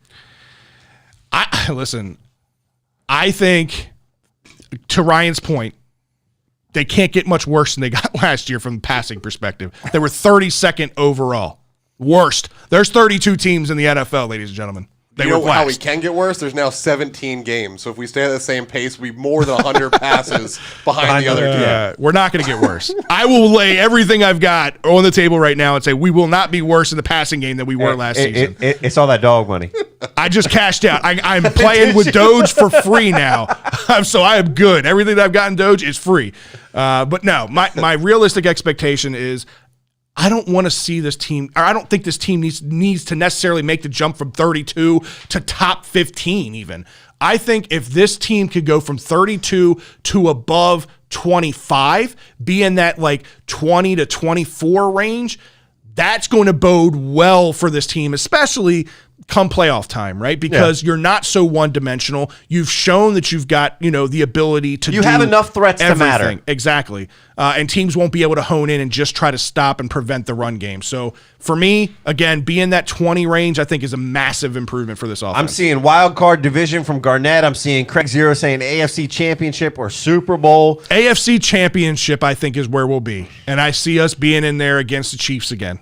I think I can see us being there as long as everything clicks and we figure out that we nail down this offensive line. That's my biggest thing. Yeah. You got to nail down this offensive line and provide him the structure to be able to pass when he needs to and to run when he wants to. Right. Notice how I said that. Right. Pass when he needs to, run when he wants to. Fred getting called out right here. Local math teachers. I love it. It wasn't math teacher. I said it wrong, but it was definitely an authoritative figure. That guy, he looked just like a principal going after somebody he was pissed off at. It was hilarious. It was. Math teacher was the All wrong right, one. so what do you guys think? Ryan, what's your expectation for the season? I think regular season we go through some growing pains. I think we actually have more losses than we had last year, but hopefully a better 17-game season. That makes sense. Well, like 1 to 2 more losses. But I think they do better in the playoffs, win at least 2 games there. Okay. Okay. I'd be happy with that. As long as they're in the playoffs, I can give two shits about what their regular season's like. James, Drew, what do you guys think? Well, you know how I am about Greg Rome's. It depends on what he schemes up for the talent that came in. And if it doesn't, with 4 games, he could be out. Top 6, he could be completely out. But he has everything to work with. This is an offensive year, I think, for us, besides the running and the offense. I think it's going to be tough. I think Cleveland looks good. I was going to say, Cleveland got a hell of a lot better in this year's draft. On defense and their offense. They're always the Super Bowl champs on paper, right? I'm not worried Every year. I'm not worried about Pittsburgh, and I think the Bengals are climbing up. But it's going to be tough. I think we make the playoff, but it's not going to be sexy. Okay. Where do you see us going if we do get in the playoffs? In and we're out, or do you think we win any? We win 1. We win what? So it's a repeat of last year. So it's We either won and we then we're out. either win wild card or we win Yeah. division, and that's it. All right, Drew, what do you got us? I think we're going 13-4. Okay. I think it's going to be looking a lot like it did in 2019. It's a much tougher schedule this year Oh, than I it was got last that. year, too. I think the passing game's actually going to be a lot better. I mean, look, yes, it was dead last. In 2019, it was like 26, 27, something like that. And I think the weapons have gotten better actually with the additions for the rookies. So I think if you could tell me they were the 20th in passing and still doing what they're doing in rushing, I don't see how, if that's the case, that they lose 6 games. Like, I don't see it. If the passing game takes a good enough, huge step up enough, Right. I can't have them losing 6 games. I just can't do it. All right. So you got them going where in the playoffs? See, then that still becomes the enigma. I mean, they got the little bit of the monkey off the back against Tennessee, and then, I mean, they still could have beat the Bills, but, they kind of choked. Like, that's kind of what it's been our MO. Like, one little thing happens, and it's like, that's it. Right. So I'm still up in the air on that. I don't want to be too optimistic, but like I said, I still see him having another one of those really good seasons. Okay. At least. I didn't put a number on it, so I'll go ahead and put a number on it. I think the Ravens finish 11-6, and the only reason I'm even giving them 6 losses this year is because of the strength of schedule. It's a much tougher schedule this year. Mm-hmm. It's a much tougher division this year. Burrow comes back. They gave him another weapon. They did finally get him a little bit of offensive line help. The Browns got a lot better in this draft. Give a lot of credit. I think they were probably, if not the best, top 3 draft classes, I think, in this year's draft. So they're going to be a much improved team, but a lot of that obviously rides on how consistent, Baker Mayfield is. Baker Mayfield is one of the wild cards when it comes to quarterback. You just don't know what you're going to get out of him. But I see that even with all that factored in, Ravens get to 11-6. They go to the playoffs, and I see them getting to the AFC Championship this year. But I still think it's that kryptonite. It's the Kansas City Chiefs that we don't figure it out. Too many question marks on defense. Too much youth on defense. And as far as edge rushers go, we don't get to Pat Mahomes enough. We don't disrupt him enough, and I think that's where our run ends. So to me, I think it comes down to 2 guys, Harbs and Roman. Does Roman actually make the adjustments that he needs to level out this game? And if he doesn't start doing that halfway through the year, is Harbs in his ear? You have the weapons. You need to make the adjustments, or you're gone, right? So worst case scenario, if Roman doesn't do anything, I'm going to say I think we could go 10-7. If it's the same MO as last year. Same MO as last year, I think we can go 10-7. Okay. Best case scenario, I think 12-5. Okay. And I think it's so everything weird comes out. saying these odd numbers. 12-5. I almost said 12-4. Like, even though, so the whole weird. Instinct. The whole time I'm It'll waiting for it be to get even to me. again soon. We'll go to 18 real shortly. I'm like 13, Don't doubt 13, 13. Say 13. So I guess for me, it's one of those things that I look and I say it could go either way. I do see us getting to the divisional round, and I think we can get over that hump. I think if we go up against KC, I worry about us going, and this is where I said it comes down to Harbs. Harbs cannot play Andy Reid's game against Andy Reid. Oh, he looks like he's trying based on this draft. I know. That's my problem is if you're going to do it, you better have perfected it throughout the season. So if Roman isn't doing that halfway through the season, you're in his ass. I think personally, Harbaugh's already in his ass, because that's the whole reason they brought in T. Martin and Keith Washington. I think that is his way of saying shit needs to change, shit needs to improve, and you know what? If you're not going to do it, I'm going to force your hand and bring some guys in here that are going to. Go ahead, Ryan. I just want to bring up this Garnett thing here. We got soldiers now. Garnett said it.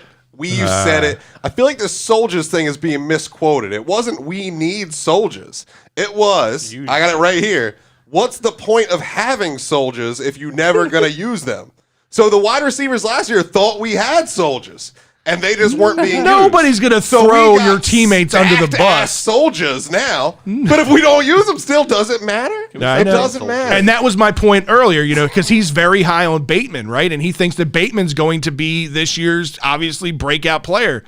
That's where I question it. It's not that I question Bateman, and it's not the question that he can be successful. It's how much does Roman and how much does Lamar use him? Yeah. All right, let's shift before we get out of the Ravens segment. There was 2 pieces of news that I think we really need to talk about. One, in reference to a former Raven. Yeah. In Hayden Hurst. So the Falcons decided and made it public they are not picking up Hayden Hurst's 5th-year option. Yep. So he'll become a free agent at the end of this season.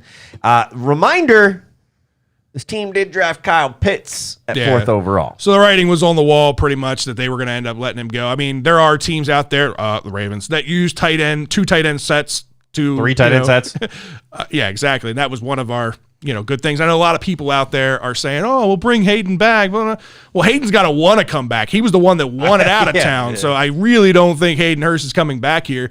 I feel bad for the guy because I don't think he's a bad tight end at all. No. I think he's just gone to 2 situations that haven't utilized him properly, and he's going to go to like Pittsburgh. He's going to go to New England. He's going to go somewhere that I'm going to end up hating him, and he's going to be super successful, and I hate it. But because of all the stuff that he's gone through, with mental health and all that stuff, I just hope that he's not taking this too tough, and I hope that he uses this as motivation to go somewhere else. I'm predicting the next place that he's going, Detroit.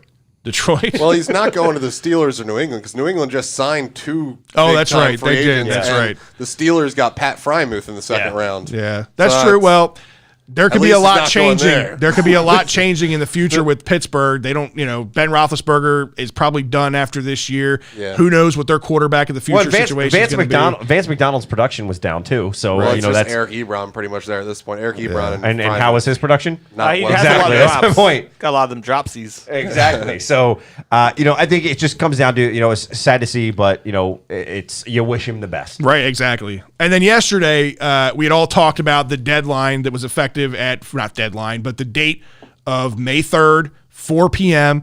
That's when teams could sign unrestricted free agents, and they don't count against the compensatory picks. And we knew that the Ravens were talking to a couple guys, a couple offensive tackles, some edge rushers. Kelly. We didn't know who they were going to sign. Well, the first domino fell this morning when they ended up signing Alejandro Villanueva. You see the picture? He signed his contract in the damn at a damn Kinko's or something. FedEx location. It was hilarious. Well, it's the only place you can find a fax machine is a hospital and a Kinko's now. Oh, man. So, listen, I think this was a smart move, and this answered all the questions as to why they didn't go tackle in the draft because they had this handshake agreement in place already. He's a 2-time Pro Bowler. The only question mark I have about him is, 1, his age, 2, he played left tackle his entire career. And it's real easy for us as armchair GMs to be like, oh, yeah, just slide over to the right side. You'll be fine. Like, it's totally different. It's like, throwing a baseball. You've been throwing a baseball with your right hand the entire time. Oh, now throw it with your left. It takes an adjustment. It takes some time to get used to. It's not as simple as just going because your footwork, everything is reversed. Your drive hand, everything is different. And that's what made Orlando Brown so impressive last year was the fact that he did that seamlessly and didn't have any issues. Again, this is a guy who's played his entire career as a left tackle. So we'll see. We'll see how that works. But he ranks 7th out of 65 qualifying tackles in pass block win rate in 2019. Dropped all the way back to 58 out of 62 last season. So that's a question mark. Don't know what happened there. But I told you this guy. I mean, he's been in the career.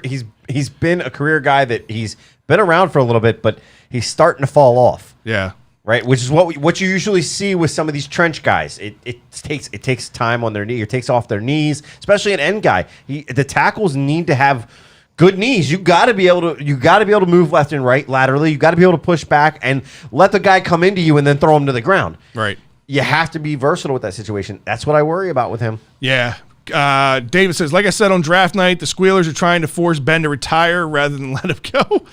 That is true. He also said Big Ben was done 2 years ago, so yeah. It does seem that way. But yeah, I think overall, like you said, this revamped offensive line, when you look at it, dominoes are starting to fall, but there are some depth. My biggest question is depth. I understand now why the Ravens drafted the guy out of Michigan. Because Lamar is going to need to be on his shoulders to see over this offensive line. Ronnie Stanley, 6'6", 315 pounds. Ben Cleveland, 6'6", 357 pounds. Bradley Bozen, 6'5", 325 pounds. Kevin Zietler, who is the small guy, 6'4", 315.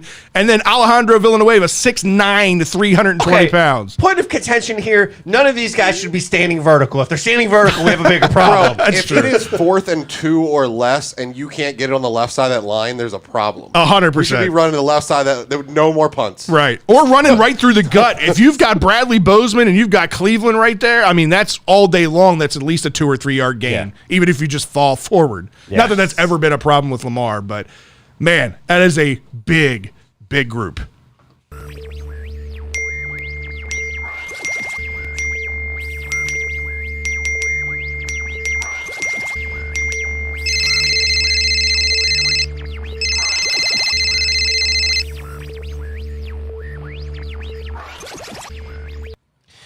Well, it's time for a social media shout out and a little something different this week. This week's social media shout out brought to you by Liquor Stop. So the team up at Liquor Stop, Jerry and the crew, they sent us home with some Lost Rhino Brewing Company. This is their MIG India Pale Ale IPA. MIG. I'm saying MIG. You want to say the rest of it? Go ahead. My imaginary girlfriend is what MIG stands for. So it does say MIG. Ryan's got it there. It does say MIG, but it's my imaginary girlfriend level 8. They say it's for the gamers, but it's 8% alcohol by volume, which is why it's a level 8. They said that she's drop dead gorgeous and like totally into you. Nobody has to know her picture came with the wallet. The secret is safe with us. The West Coast style India Pale Ale is a wash in nectar like papaya and mango notes with a resinous bitter finish. I totally missed the controllers at the bottom. That's why I had to put it back on there. That's hilarious. It's pretty good. Look, it's a very hoppy beer, 8%. So it's a strong, very potent beer. It's good though. There was a flavor that I couldn't put my finger on. They said papaya mango, and I'm like, okay, maybe there's a tropical note there. It's just something. It's not your typical citrus IPA. Yeah. I'll put it at that. So it's not bad. Mine's almost gone. It's not bad, but make sure you head out to Liquor Joe. Stop. If you're still around, why don't you pick up this week's brew of the week, MIG? Make a U-turn down there. Turn it around. And Not encouraging drinking and driving. I got to call out too the brew that we had this past week for the show. Delicious. That was delicious. I don't have the can in front of me because I forgot what it was. The bottle. Or the bottle. Yes, I forgot the bottle, but we'll get it on the website. I know we were putting them on the website and we stopped for a little bit. We'll get those back on the website for you guys.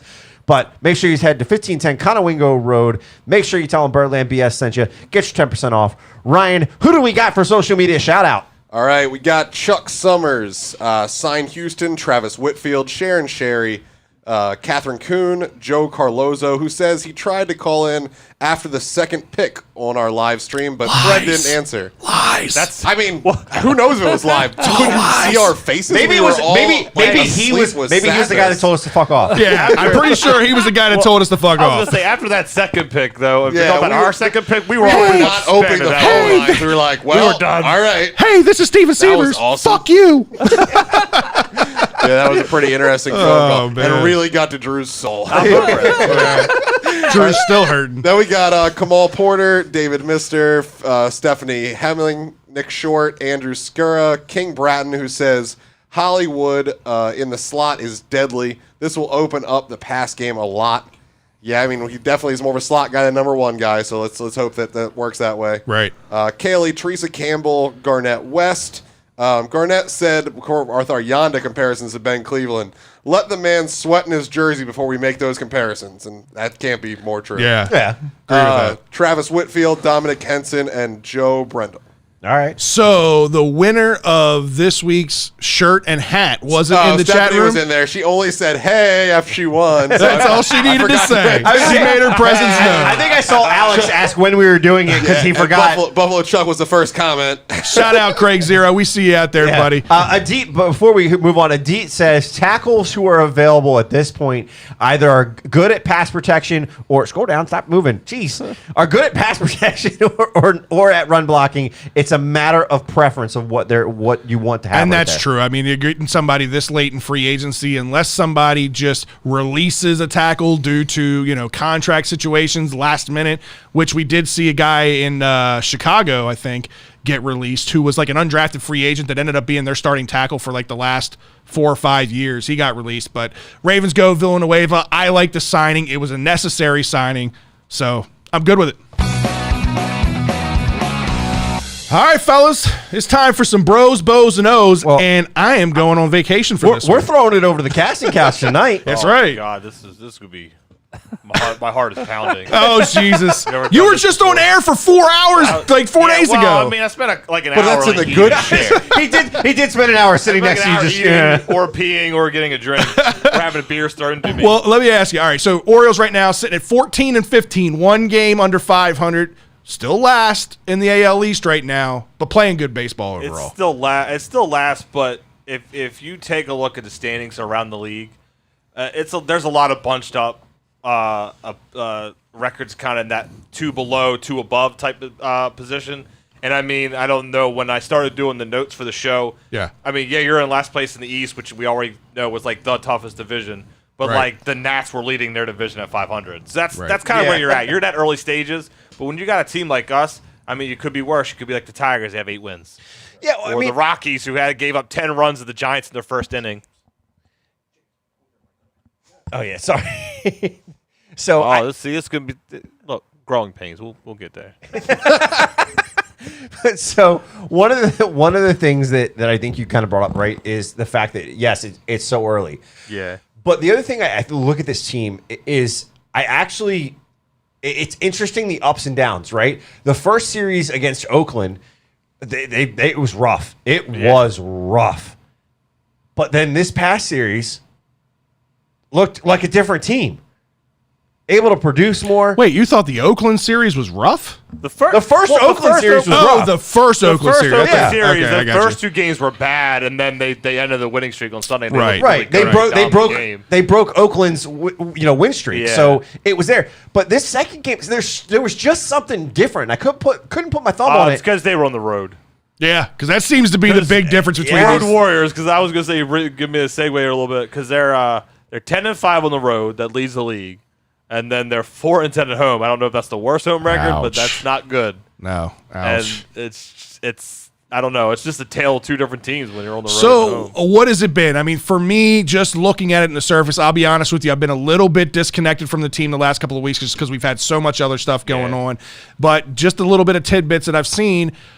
I've noticed at the top of the rotation, things seem to be going good, but then after, let's say, I don't know, the second pitcher, things seem to fall off pretty bad. Yeah, so that'll bring us into the starting pitching as the main focus right now. You have Means, you have Harvey. Right now, they're currently they're a pretty damn good 1-2 punch. I mean, for a team where you're at, because and we'll get to it, the rest of the rotation, whoever's playing, it just hasn't been there yet. Right. But Means has continued his hot September, carried it over to this year, and it's only 6 starts in, but he's in that early discussion for the Cy Young, rightfully so, Cy Young award. But since at early September of 20, he has a 1.70 ERA with a .84 WHIP. And that 1.8 WAR. But here's the deal, though. How is WAR calculated, Brian? Hooked on phonics style, please. So here's the deal with that, Drew. Like looking at this, and you and I are kind of talking a little bit pre-show about this. He does not get the run support and hasn't since he's been around. Yeah, that's he was in the running for that AL Rookie of the Year 2 years ago. Had he been getting that run support, he probably could have won it. No doubt. He reminds me, and I'm not saying even with, I think he's far better than this guy I'm about to mention, but they used to happen to Guthrie a lot too. Yeah. Guthrie would never get any run support. Well, look what happened when he went out to Kansas City. Yeah. I loved Guthrie, but that was always my downfall with that guy. Is he just every time he got on the mound, but again, he was also the quote unquote ace at the time, so he was going up against everybody else's best. But that's the problem is from a pitching standpoint, yes, he was going up against those guys, but he was going toe to toe with them. Yeah, it was our offense that couldn't hit against those other number one guys. I get it, but I hate the comparisons of number one versus number one to an extent, because when you put those 2 guys up against each other, it really comes down to offense. It doesn't come down to pitching.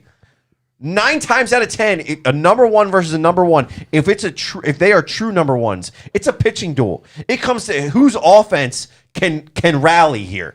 And John Means just does not get that run support most of the time. Yeah, well, I will say this, though. We talked about going into this season, some of the Band-Aid signings that the team made, one of which, Matt Harvey. He was a guy I didn't have a whole lot of expectations for this year. I didn't have a lot of expectations for Felix Hernandez, and he didn't even make the roster. So I really didn't know what to expect from Matt Harvey. But so far, man, he's pitched really, really well. Yeah, to me, outside of Cedric Mullins, what Mullins is doing, Harvey's the biggest shock on the team. And I when he broke camp, he broke camp. You definitely thought it was like a, here we go. Right. All right, it's Means and who else? Right. And to go against Harvey, yeah, I mean, especially the first couple starts or so, and even still, like his highest outage has only been 90 pitches, and that was the last outing. Right. Yeah. So his first couple outings, you're like, oh yeah, he got into the fourth, and then it's like that second time, early third time through the rotation, lineup, you start to figure a guy out, and that's when that's when the wheels would fall off a little bit. Right. But I mean, as of after his last start, he's now sporting a 4.06 ERA. So if you would have told me that Harvey had a 4.06 ERA on May 4th, I'd have been like, nah. But Right. his first start, maybe, yeah. And a 4.06 ERA pitching in a bandbox stadium like Camden Yards. 4.06 isn't impressive to probably most teams out there, but again, in the AL East, in the bandbox that is Camden Yards, that's a damn good ERA. And I think just looking at what he's done, he's gotten better with each start so far. I just don't like him. I don't know if you guys noticed this, and maybe it's call me stupid or whatever, but there's things that he does, like personality traits about him that I don't like.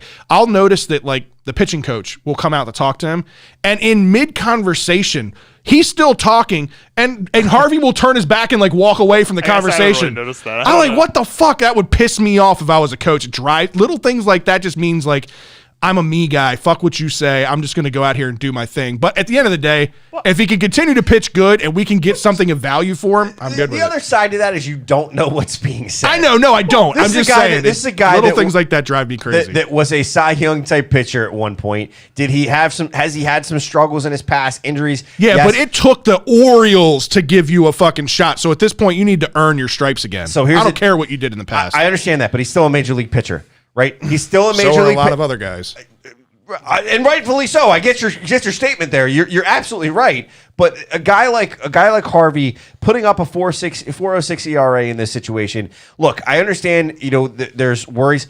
You got to work a guy back into this type of situation. He's not going to go out there and throw 110, 120 pitches in his first several starts. Right. That's something you're looking for come All-Star break. You're looking for him to go a little bit deeper to develop that, and then you tone him back down if you were to be in the situation for, if he's playing for a contender, right? If you wind up trading him, you show that he can go deeper. That's what increases his trade value. Before you do that around mid to late June, you increase, let him go to 110, 112 pitches. Okay, this is the Matt Harvey we're starting to know. What happens when he gets run support? What happens when he's in a situation where he's got a catcher who can actually call a fucking game? Do you think do you think he's on an innings kind of limit or a pitch count limit because of his injury? Or do you think he's on an innings or pitch count limit because they're like, fuck it, less opportunity for him to screw this up and for his ERA to go up even higher and for us to get less in trade value? I think it depends. I think it depends on the situation. It depends on where he's going out there. I mean, if he's going out there against a top tier lineup, my point is there's been plenty of games where he's pitched and he's been at like 90 pitches and you're like, damn, he could go for another inning or two. Because I don't know what the numbers say, and I don't know. Drew, you may know. I don't know. But the thing is, I don't know what's the third time around the lineup look like. Yeah. What's the fourth? That seems to be where he struggles the most. Right. You're right. The third, but he's gotten better because his first two outings, it was terrible when he hit the third time around. Right. This past two outings, it's gotten better. He's gotten to 90 pitches. He's being effective with those 90 pitches. Are you guys done stealing my segment or? Oh wow! I'm sorry. No, I just needed the laughs. I'm just Jeez. so used to it. I just needed the laughs. No, what I do. I think it's you're really baptized into it. If I've stolen your segment, now you're official. I think you're looking at a situation with Harvey where it is still only 6 starts in, because even Means isn't like Means. We could probably see Means soon enough get to 7 2/3, 8 a complete game. Right, a complete game nowadays in baseball's. Yeah, it's such a rarity that with a good bullpen too. You're sometimes you want to look. I don't want to get that guy out before something gets away. Well, and I think Harvey might be a little bit that guy. Like I said, I mean, next couple starts, maybe he goes 6 and some more. Because I was a little bit upset that he only they pulled him. They did, and I thought it was like, okay, like what do you? So, but is that so? Is that them easing him into it because you're going to have to use your bullpen for the next 3 games? Right, you don't have to use your bullpen as much in game 1 and game 2, but game 3, 4, 5, you're gonna roll. It's either a crapshoot of whether you're gonna have to go to your bullpen or you're having to use your damn bullpen. Yeah, and that's been the problem. The bottom half of the rotation just not cutting it. Now, I will say that as of the write-up, Dean Kramer pitched last night. I put the updated note in there. Okay. Kramer pitched nice. He pitched real good last night. Yeah. He went 6 innings, only 2 hits, only 2 walks. I say only 2 walks because I'll get to that later, too. Walk seems to be an issue with this team. He gave up a home run in the 5th. Yep. There's the other issue that seems to happen with this team. But he at least he did drop his ERA down to 6.43, which looks terrible. But when you have terrible outing after terrible outing early in the season, he could pitch great the next 5 games and still just barely get to like 3.5. So last night, because I watched this game, to me, based off of what I've seen in comparison to him so far this year, he seemed to let go a little bit more. He seemed to let his talent pitch instead of trying to be too pinpoint with his accuracy and catch too much of the middle of the plate. He did it once, and they made him pay for it, and that was that home run, right? But for the most part, he is a very talented pitcher. He's got a ton of movement on his breaking balls. Yeah. He's got a good live fastball. And last night it looked like he allowed his abilities to kind of take over versus being too perfect. And he's one of these guys that are in that middle range that when you don't talk about the Halls and Rodriguez, obviously we're looking forward to those. Right. But Kramer's one of the guys that back in the rotation. Yeah, but he's one of those guys that I wanted to see. I didn't expect him to come out and look like John Means in 2018. Yeah. Right. Or 2019. But I just wanted to see. I didn't want to see Daniel Cabrera type, like, all right, completely lost, because he was part of that Manny trade. Right. And we think of Diaz, like, of those two, they were the 2 big pieces of it. So to me, I always wanted to I always kind of became a big fan. So I just wanted to see something, because those are the 2, like that deal, like anybody in that deal, that is almost like you're the kind of players that need to show up in these first couple seasons at now in 2022, because after that's when the farm gets better and catches up with you. So, I agree with you on that. Let me ask you this though: the kid out of Towson, Zimmerman, to me right now he just seems like it's a little too big for his britches. You know what I mean? It just seems to be a little bit too much for him. He gets a little bit overwhelmed, and they seem to hit the ball hard off this guy. It's not he doesn't get a whole lot of swings and misses, and when they make contact, it's solid contact. Do you think this kid is cut out to be a major league pitcher? I won't say yes, and I won't say no. I will say I know. I'm just gonna play the middle. Answer, I'll play the middle because not every got to go through your growing pains. I agree with that. And in the majors, it doesn't look like he's completely stunted yet. Some players can come off what he's been doing, or these bottom of the rotation guys that have been doing so far.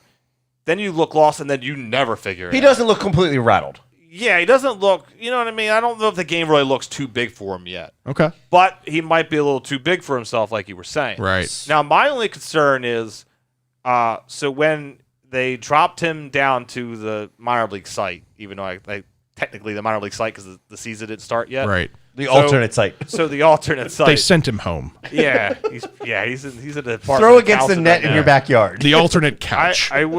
You just have your visions of what they used to. I mean, granted, it's a different regime, but what they used to always do, and that was always our concern. Is they said they weren't going to keep bringing guys up and down, up and down. I really hope that doesn't become the fact. Now, I did read something right before the Orioles segment that it might be more the situation like Kramer, where you got sent down, but you really didn't miss a start. Right. Yeah. So I kind of would rather have that, because even though you don't know what you're going to get out of Zimmerman, Lopez, and Kramer, those guys almost have to just take their lumps right now. So Right. I got to ask you a question, Drew, because I know where I stand on this. I'm going to say that I think I speak for you too. Okay. How much of the issues with Zimmerman, Lopez, and Kramer before going down and quote unquote coming back up, right? This is one start after he comes back up. Let's hope it's not a fluke. How much of that and the bullpen issues can be the inexperience behind the plate? Because I look at this and Severino's got plenty of experience. It's just not very good. no, but the inexperience to call pitching, like I say he's been a inexperienced. catcher for a long time. He's just bad at what he does. I say inexperienced, but like a solid. You don't have somebody behind the plate that can truly call a game. This game is getting called from Freddie Gonzalez and the bench. Freddie Gonzalez is the one calling pitches. He's the one calling it out there. He's not reading. He's not the guy sitting there. And I'm not saying this. They need to be a Matt Wieters or Joe Mauers or Ivan Rodriguez or Yadier Molina. What I am saying is you need somebody that has the ability to call a game and has the ability to go. Because I guarantee you, even in situations where Matt Wieters, guy that we know, guarantee you when he was calling up, there were times we would never hear about it. I can guarantee I'd be willing to put money on it that he went against what he was being told to call pitches because he's looking at where the guy's standing in the box. He's looking at the guy's attitude and things like that. This was like a question, a statement. It was, but my whole question. Question. Well, I can't wait to hear what Ryan has to say on the matter. True. Let me ask you this, then tell you this, then ask you this, and tell you this. I'm giving you the why behind why I'm asking. Let me give Drew what he actually wants here then.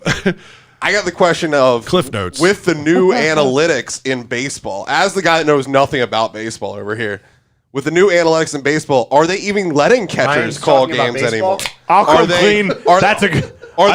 The coaches probably know exactly what pitch to call when and where and what angle with all their analytics. So why would they let a catcher call a game? I don't have a real answer for it because I don't really analytics. I'm still getting kind of used to the analytics. 2 years ago, the analytics were I always hated hearing analytics. I think I started to catch on to it a lot more lately. It wouldn't surprise me. I don't see it, though. It might be gone. I used to, in the past, like when Cisco first got called up, you would constantly see him look into the dugout for Cisco the signs.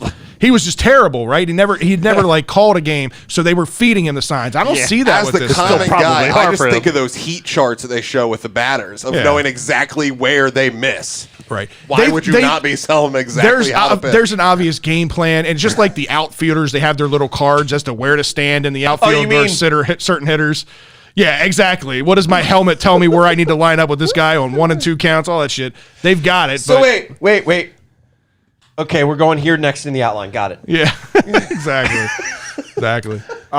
Yeah, catcher. I mean, do you think the catcher until Rutschman gets here, which he's in Double-A Bowie. It's going to be a minute.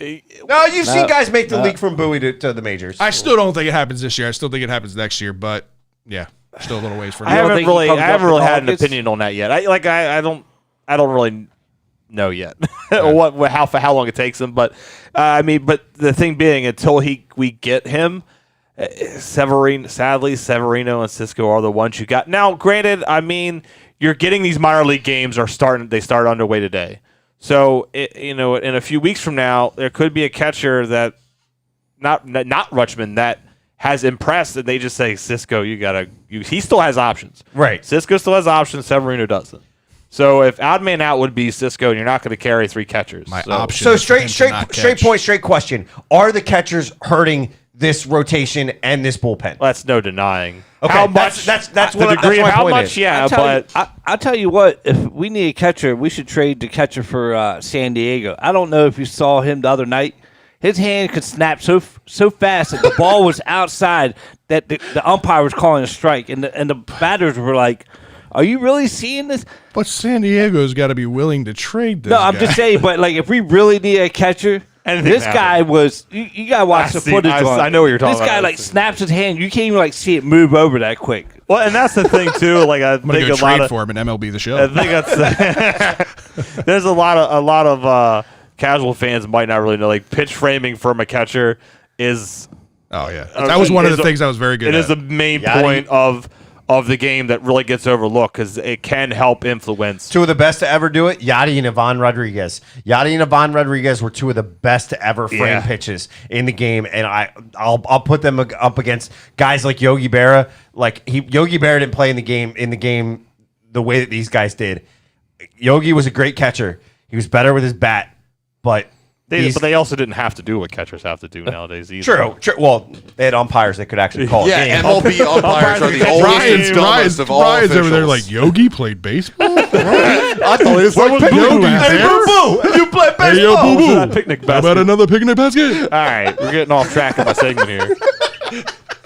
You're gonna own the segment. You gotta control it, buddy. Cool. I'm That's how trying. it rolls. I'm trying. You guys are not. I'm the rookie here. You gotta take it by the All right, horns. let's talk about that bullpen because There it is. one way or another. Speaking of that horns, is a there's the bright bullpen. spot. Whether you have your doubts with the rotation, that bullpen's a bright spot. They sit at a 3.12 ERA. They've given up a few runs in the last couple games. Most of that's fucking Armstrong. Well, He's terrible. I'm getting him eventually. God, he's awful.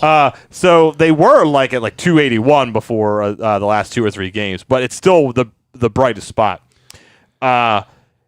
And part of that was that Laureano guy in the Oakland game. He was like, "Oh, I'm going to catch this amazing catch in the 8th inning. I'm Steal gonna your make a home run, while and then I'm at going to it." hit one. Fuck yourselves. So, but it's the clutch pitching from the bullpen that has really been the difference maker in not being like an 8-win team. Yeah. Because the offense has left a lot to be desired. We'll get to that. Especially Valdez. I'll be honest with you. I had no expectations for this guy who throws like 83 mile an hour, but man, the movement that he has on his pitch, the ability to control and even work out of a bad count is impressive. That's the thing about him, right? So, like, when I first said, we may have found our new closer, you were like, Nope. a guy that can't throw 90, like over 95.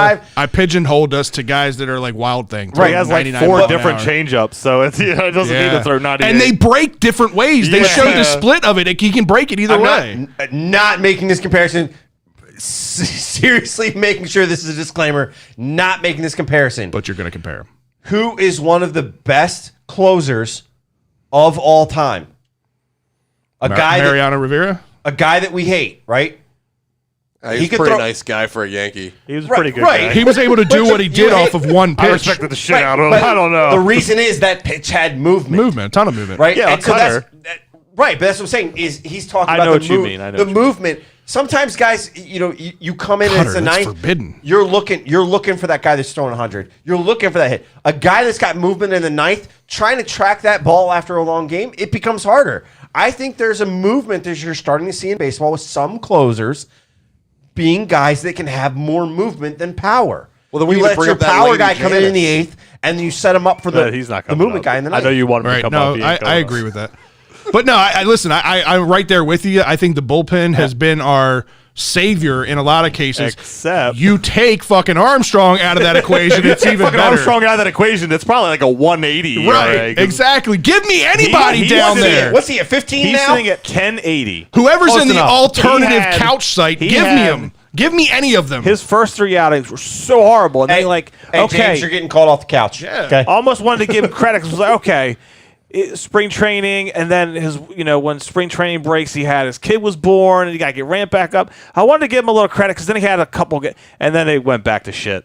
So I can't imagine him having a leash much more, Right. Especially with the I don't really look into his. He almost I mean, I fucked think it he up has to have last night. options. He almost fucked it up last night. They had a Yeah. 5-1 lead going into the 9th or whatever, or 8th. That's why he made it into the show dog at all because he Yuck. the one for a 5-run 8th inning like would have got Yeah. dicey there. Yeah, he's got to be at least on some kind of like, all right, you got one more bad outing and you got to go down or something. So, all right, so he's the worst. We've talked about the best. Where does that put us as a team? Like, where are give Pitching me a number. staff.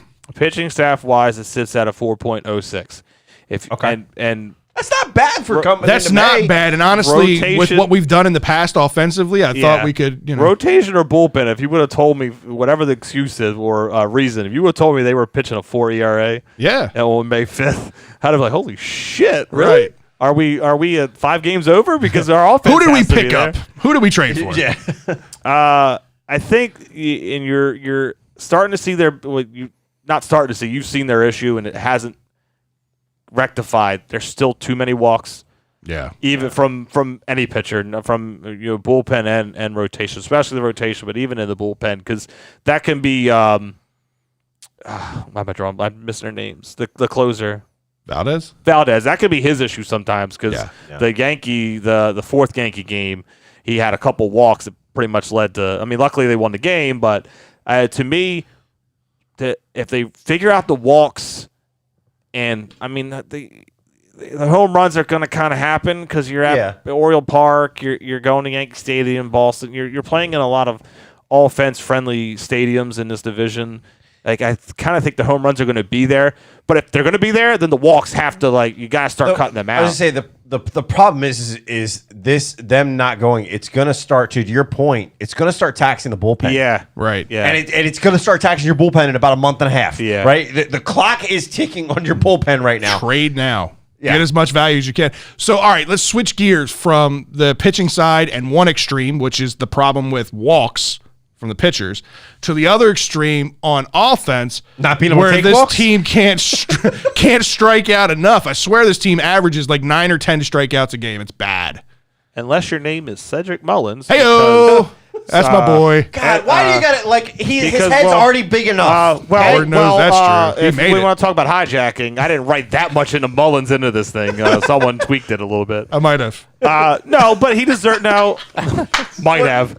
Greyhound bus run right over Fred right there. I love it. Mullins Might have added little blurbs. But Mullins has been the brightest spot on the entire So you might as team. well let Fred talk about Mullins. Yeah, here, since he's but- the one that wrote it all Let in him there. swoon over it over there. I mean, the It's his dude. show. He can do whatever he The wants. dude leads the league in hitting right now. How can we not Well, be he's talking 10th. about He's him? 10th in the league. No, he's leads the league in hits. No, in hits. In Yeah, hits. yeah. In total hits. That's because it's a lot of those other guys. Because like Trout's No leading. excuses, play better. Trout's leading, whatever. he leads the league in hits. Trout's leading in average, but Trout has like 80, like 85, 90 at bats Yeah. when Mullins is the leadoff guy. And they're gonna paying, get- we're and they're paying $500 million for that. We're That's never cool. going to hear the end of it if Mullins is an all-star. I'm just telling you right Then now. if Mullins Dude. tanks, then Ryan has some like kind of ammunition somehow. Well, we're what, 20-something, almost 30 games into the season now at this point, right? 29 games into the season. It's And impressive what he's he's still done. hitting like 330. He had a big 2-run home run last night that without that, we wouldn't have won that game. He went 3 for 5. Like I said, leads MLB in all of hitting right now. But the blurb that I added here, it was super impressive because it's not just this year. It goes back to last year. In his last 67 games, 14 doubles, 3 triples, 8 home runs, 23 runs batted in, 29 runs scored, 17 walks, 58 strikeouts, batting .311. Again, this goes back to last year, batting .311, 358 on base percentage, 494 slugging percentage, and he's stolen 8 out of 12 base attempts. Still stolen base attempts. He's all around exactly what I projected him to be as a leadoff hitter. He is what you want as a leadoff hitter. He works a count. He makes solid contact. I think the best thing he ever did for his career was committing to batting from the left side of the plate. That's going to benefit him. He's just, again, that all-around complete player. You said a trigger word and James didn't jump in here. Trigger. I'm surprised. Oh, the leadoff? Nah, I'm gonna leave It don't matter where he hits. When you say from last year, you talk about last year's numbers in AAA or No, last no, year. This Last is year all in the last majors. year from where he was here to this year. So you're talking about in the beginning of May? No, he was with the he team was the in the entire latter year. half. He was here. No, he got Last sent year down. during COVID? No, he did Yeah, get sent down he got last year at the sent down. beginning. He was in but the then he training came site came for back like- the Okay, latter then half this of the started season. after he came back. This started after he came back. When he I mean, you came figure When he they played- figured shit they- out. They've played almost 30 games already this year, so you're talking I'm about talking about the past, James. 37 games Focus from on the now. beginning of last year. What's he doing for well, me look, now?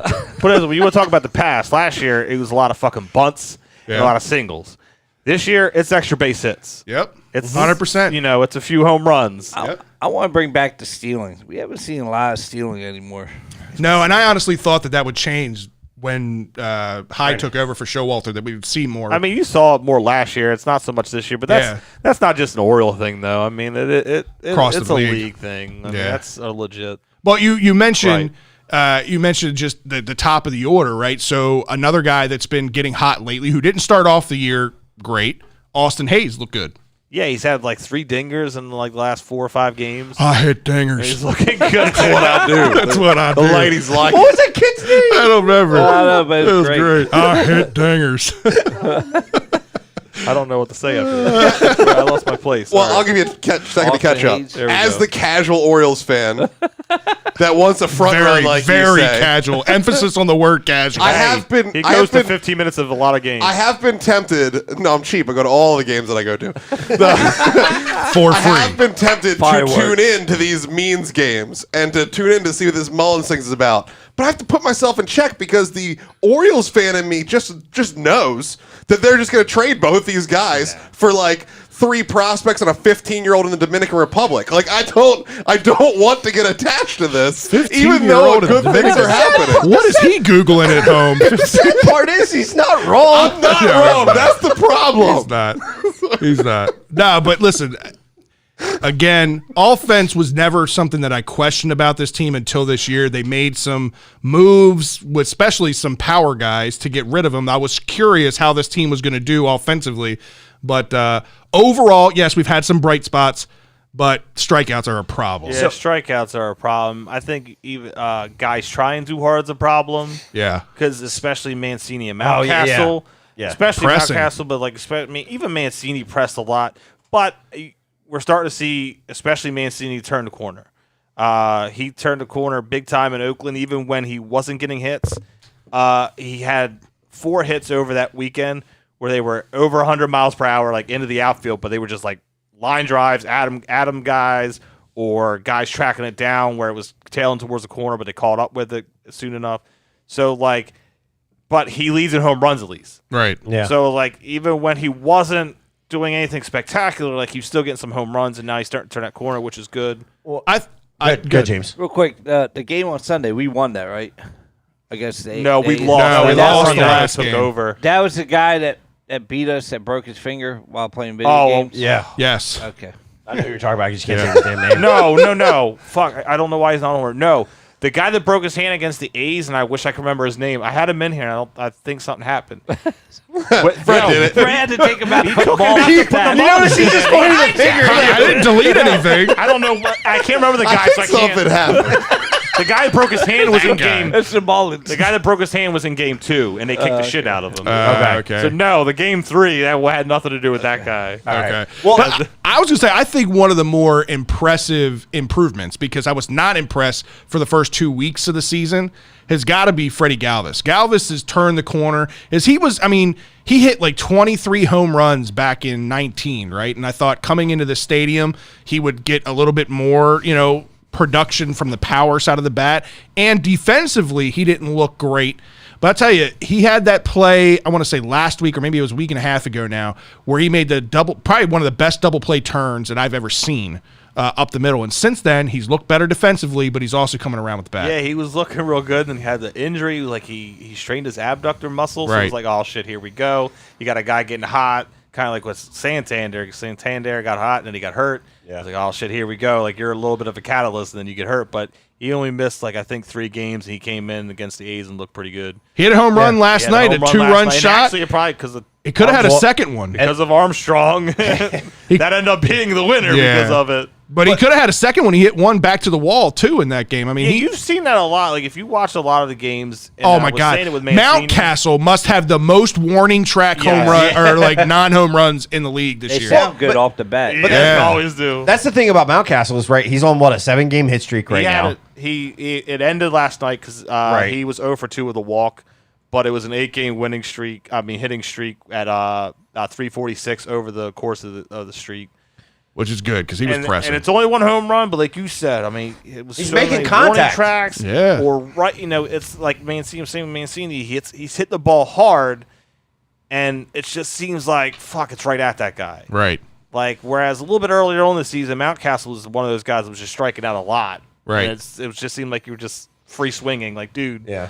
ease back a little bit. Remember what you can do, and then you'll get there. And I think he's turned that corner. So obviously we've brought some of these guys up. We were calling for Mountcastle. He comes up late last year, does well this year. When you look at the minors right now, what are you looking at? What has your attention? They're in getting the ready to minors kick right off. now? Matter of fact, I think they kicked off tonight, right? Yeah. Yeah.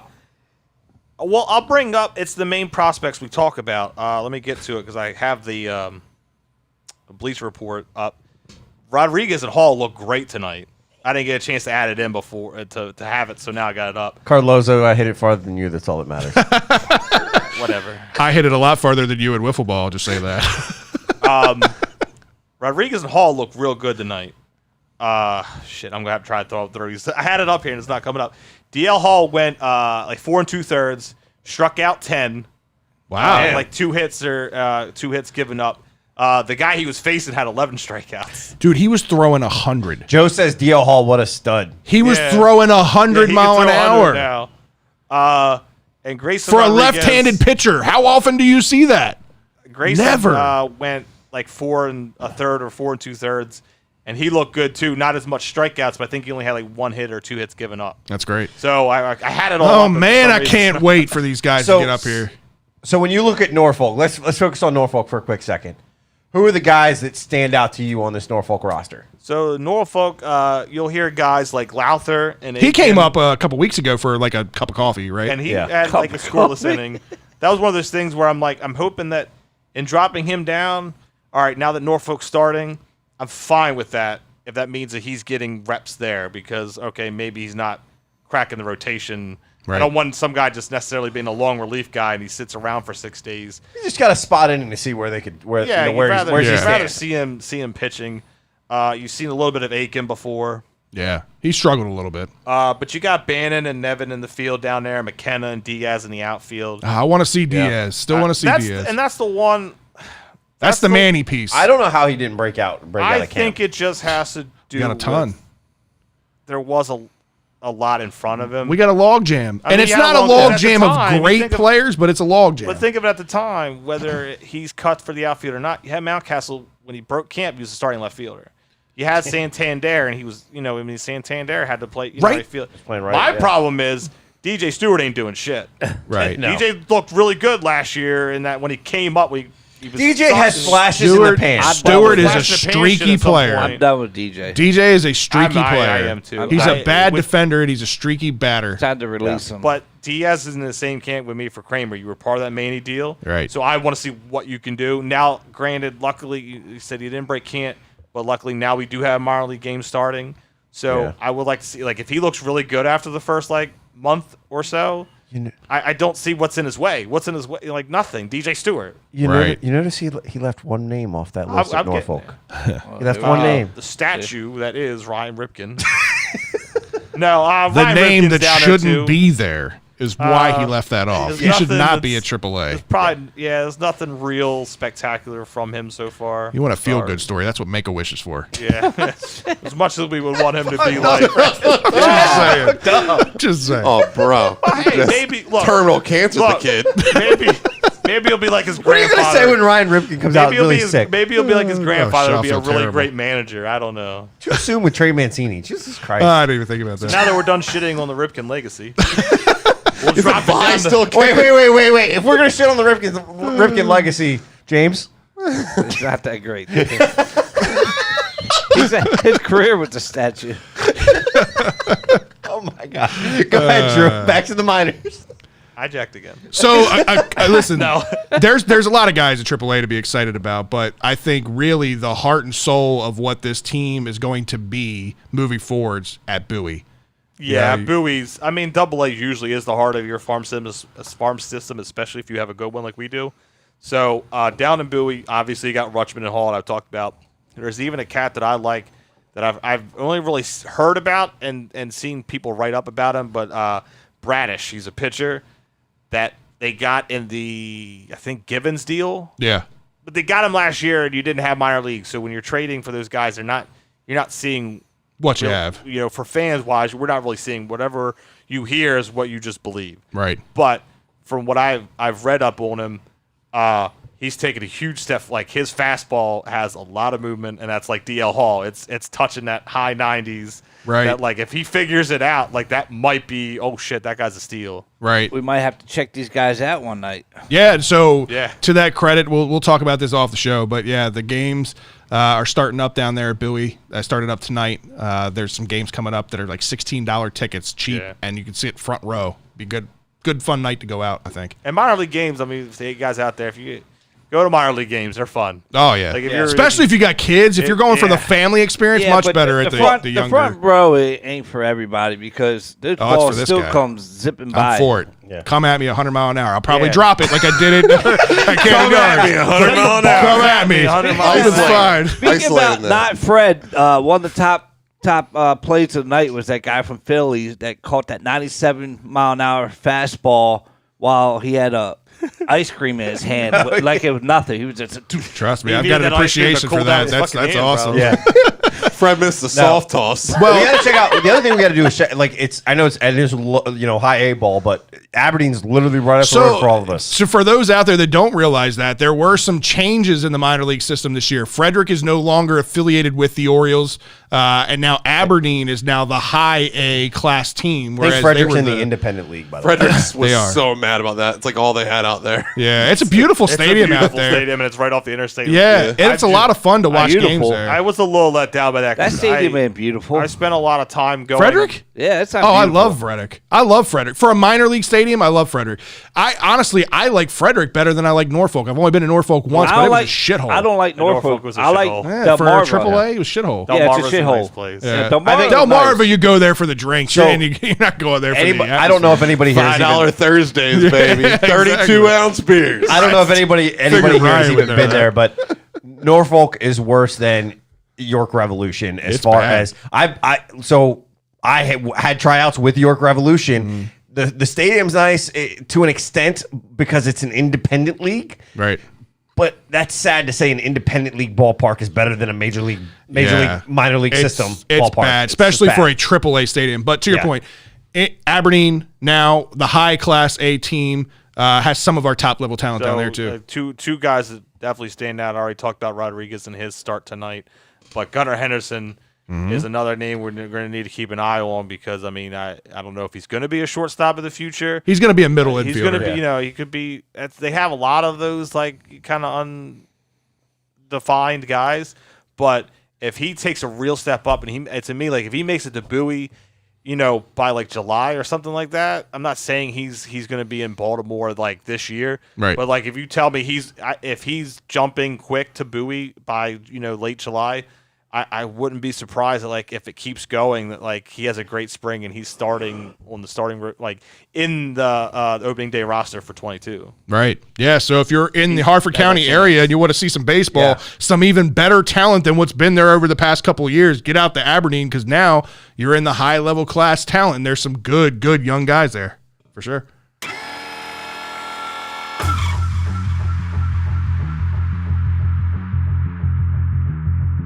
No rules. No boundaries. 2 topics. 30 seconds each. It's time for the 2-minute warning. All right, guys, it's time for the 2-minute warning. All right. I have not read the questions yet, so let me read them real quick. All Rock, right. paper, scissors for who's going first? Yeah, rock, paper, scissors. Rock, 1, 2, paper, 3. scissors, shoot. Fuck. You're first. You need a break, Drew? You want me just to handle this? Yeah, I'm good. All right. So the 2-minute warning here. First question: how do you guys feel about NFL teams drafting players from the same team for a chemistry compliment? I think it's smart. I mean, you're starting to see that more, especially in this draft. The Dolphins go out and get Waddle, for Tua, and there were a couple other combinations like Joe that Burrow drafted. with his wide receiver. Yeah, with the guy out of LSU, Chase, right? Yeah, so I think it's smart. If you want instant chemistry, you want two guys that are comfortable with each other and know each other's style. I think it's smart. Doesn't always work out that way, but I'm not opposed to it. Sometimes it doesn't always translate, but I think to the point of where I think the question is going: chemistry, comfort, and complement. Right? There are 3 C's there, and if you can have all of those happen, right? Did you really just look up to count 3 C's? I had to think. Were they all C words? I had Well, to think. he made up comfort. It wasn't in the question, but it's It cool. actually is in the question, but for me, maybe it's not on yours, but it's on mine. But the thing is look, I don't have What a a problem waste with it. of 30 seconds. I think it makes sense. I would do it. There's already a combination there. What's the Aaron other question? Rodgers refuses to return to Green Bay. Do you think they trade him, and where does he retire? If I'm Green Bay, I'm trying to do everything that I can to keep him, obviously. They didn't do a ton to help him in the draft. So if I'm Green Bay at this point, if he doesn't want to come back, you got to field offers. They already reached out to the 49ers prior to the draft to see what they could get. Try to get as much as you possibly can for him because the last thing that you want is this guy to be getting paid the salaries that he's getting paid and not just show up and not get anything. Yeah, I mean, this is you can sit there and say, oh, you're going to cut him. You're not going to cut him because he's going to go to a division rival and then screw you easily. Right. Right. It's one of those things. I'm two-sided on this. I get it. He's one of those guys that has kind of somewhat earned the right. But this is the part that I hate to what it's become. The NFL is starting to become the NBA. Yeah. And the players are dictating. He's a you weird signed dude. a contract. I honor the contract. Regardless of whatever they do, honor the contract. I get it. That He'll wind up with a buzzer division. was to you. Not honoring no contracts. I know, right? All right, Scott, sign us off, man. All right, we appreciate you guys tuning in each and every week. Make sure you check us out on our website, www.birdlandbs.com. While you're there, you can get yourself some Birdland BS gear. Our couch is wearing Birdland BS gear. We got New and old. We got new school and old school going on. Hey, they sell this stuff there too. And then I am literally the only one in here not wearing something Birdland BS related. Black shirt. Literally. So you better get on the same page here. Johnny Cash over there. I don't know what we're gonna do with you. You may own the show. You may run the show.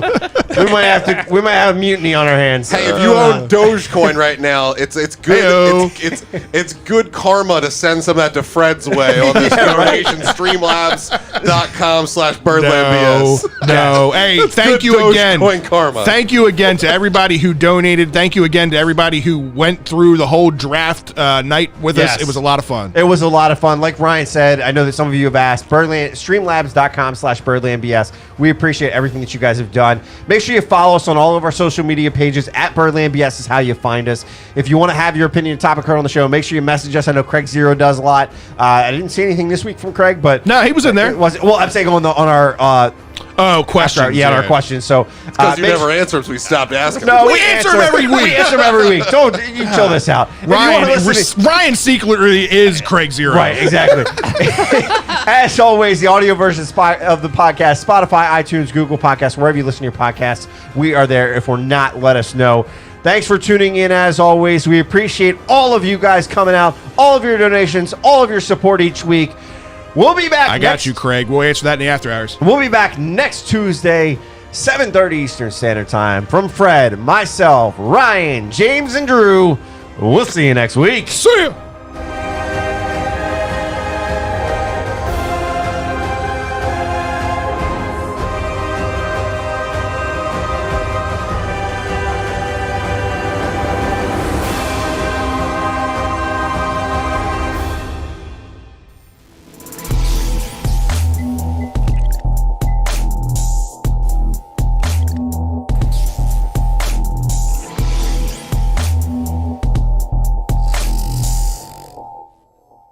It's time for the after party. It's a nice call for alcohol. I swear, Birdland BS is what brought Ryan and I together. It's also going to be what pushes us away from each other. Real quick, I gotta give this out because Ryan attacked me all the time. If you didn't have your paper copy and have your phone and have your updated stuff, not your old image, you would know that updated it. You had the old. But who edited updated? Did Scott update I it so he updated. could say that no, joke? I updated. No, I didn't. I was updated. reading and thought you were But you had the paper version. It's true. Like my I just thought the paperback. paper version that was published an hour ago was better than the fantasy magazine that was published 9 months ago. Oh, man. All right, so Craig says, Fred, it would be a shame if OA does better than Ferguson. Why would it be a shame? So 0 sacks for Sack Daddy. We were all excited, I guess. See, what but they're saying. that's kind of where I was It's not- explaining he's, it. he's being sarcastic with a shame. Yeah, no, I get that. I mean, but that's where I was explaining it. Like, Sack Daddy broke Terrell Suggs' record for sacks in a season, and where has that got him, right? Does he have a sack? Right. That's why I'm not worried about OA not having sacks. He's super raw. Again, he's only played football for 5 years. So athletically, he's got all of the tools, all of the measurables that you want. And he showed improvement year in and year out. Last year was an anomaly, and it was an anomaly for everybody. Penn State was bad last year. Penn State as a whole was terrible. He only played 7 of their 9 games or 10 games that they played. And it's, again, this system with Wink Martindale and how he likes to use exotic blitz packages and all that kind of stuff tailors to his athletic ability. So I think to be able to get the kind of production that they've gotten out of the years over guys like Matt Judon and Zadarius Smith, who coming in were not anywhere near the athletes that OA is, I think is going to do good for OA long term. But again, expect that kind of Bud Dupree process. It might take him 2, maybe 3 years to get to his Yeah, next but potential. I get what he's saying because Ladarius Smith and Judon weren't first-round picks either. I guess Right, that's what I'm saying. Yeah. They were low-level, low-round picks that they developed. This guy I just hope far exceeds both because of them athletically. The Big Ten didn't really have any good quarterbacks to make wow factors for anybody. Well, Justin Fields. Yeah, but he. Yeah, I guess it's true. Hey, man. just one. one out of what? One. 10? I think I mean, Tagovailoa, obviously. my thought process. Leah. My thought process with the Oweh situation is, again, I don't think he was worth. Look, there's not enough there. 5 years. You don't have 5 years of tape on this guy. Most of these high school guys that are like true impact, these first round guys, I would be curious to see the last time that there was somebody that had this little of experience with the game drafted this high. Yeah, no, I hope we're all 100%. wrong. It doesn't happen very often. I hope not this high. I hope we're wrong. I hope we're I hope wrong. we are too. Look, I hope we are too. I don't want to be talking about it for the next couple of years about how bad of a draft pick this was. Or I want to go the talk opposite about way. the guy that fell down the steps. Oh, Sergio Kindle. Yeah. That's why the Ravens traded out of the second round, because the second round has always sucked for them outside of like J.K. Dobbins. That's it. Their second round has been awful for the Ravens well, historically. But see, that's the thing though, is I think you Matt Buike's would could. be great. I think if you really wanted him, you Matt could. Buike. He was second third round. round. Second. Mattabuike, he was third round. Last year was J.K. Jared Gaither was one of these So players they had- that he they started had his two senior year of high school. Gaither was a fucking supplemental draft guy. He was a 5th round pick. I just looked it up. No, he was a no, supplemental supplemental. draft. Oh, it's the wrong Jared Gaither. Brian's over there looking at the white Jared Gaither. I just googled Jared Gaither and that was the first one that popped up. No, but Jared Gaither God. from the Terps did play for the Chargers. He also ate a lot of Subway subs. Hey, but he wasn't. But the whole point was that all proves kids. my point. Name me the last guy with this little experience. But he was a Pro Bowler, is what I'm saying. It worked. Yes, it wound up working. It wound up working for a guy that Oh, was Craig late. Zero, a.k.a. Ryan, chimed in at Mattabuike as a third rounder. So was right. but you're proving my point that this guy was he did he want to be a Pro Bowler? Yes, but he had to develop into that. He wasn't expected. I'll tell you what, as a any first round guy, you are expected to come in and make an impact day one. I don't know that That's this the guy. expectation. But I think the Ravens Right. were in a position where they had two draft picks in the first round. This is a later one, obviously. They in just count him 31. as a second. It was a position that was a need. But if that's the case, you could have traded back. You possibly could have traded back to a team that was in the beginning of the first maybe, round. but then you might have lost out on him, and then you don't get that fifth year.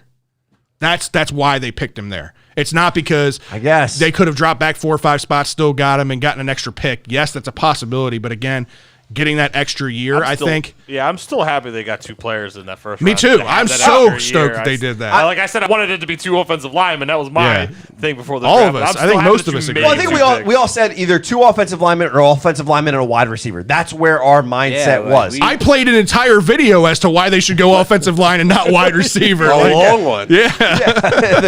the Greeny video, which I Right. think is somewhere in here still. Is it okay? So if we would have took any combo in that first round, then we would have been. Well, why didn't they get an edge guy? If it would have taken a wide receiver, they don't want. See, no, because none of us were saying that we needed an edge I in said- the first round, I said- unless it was Quiddy Pay. My I point said- just being yeah. though, but there was a number of needs, and if they say those were the 3 needs that you needed, Certainly none of we us would would have have said get complained 2 wide whether they- receivers. whoever wasn't picked, we would have complained about that need not being taken. I agree with that.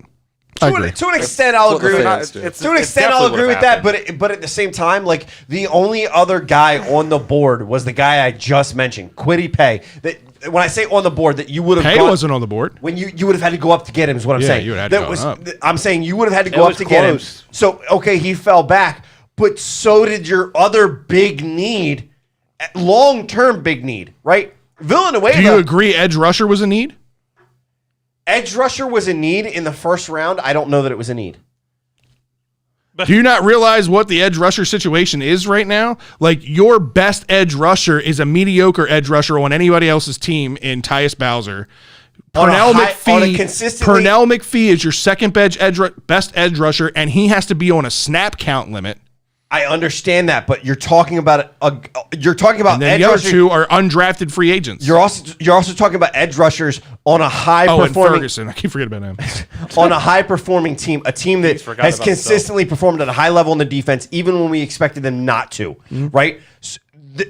To me, all that goes out the door when you have that high performing defense. I think Wink and what he's able to do and how he's able to develop players is great. But you needed a plug and play situation at offensive tackle more so than you did there. But they didn't because their plan was to sign Villanueva. It would have been cheaper to go offensive tackle in the first round. Cheaper, yes. Cheaper, Fred, yes. real quick. So if you think Cheaper and you get a more long term. you think if we had like a handshake deal with Houston before the draft, we would have went offensive line then? Potentially. I mean, I don't know if the Houston thing is off the table yet. The Ravens still have think some it salary is. cap. I don't know. It depends on what other teams are trying to offer him. Because I think what they did right now is I think they made two offers. They made enough offer to Villanueva for Villanueva to sign. They made an offer They made an offer to Houston, and they said if you can do better, go ahead and do better. And he's shopping that right I think now. Melvin might come. Melvin Ingram. Melvin Ingram I and think he'll be Justin cheaper. Houston are gonna. I don't know. I think if we're That's going 1A, 1B. cheaper, I think we're going Ryan Kerrigan.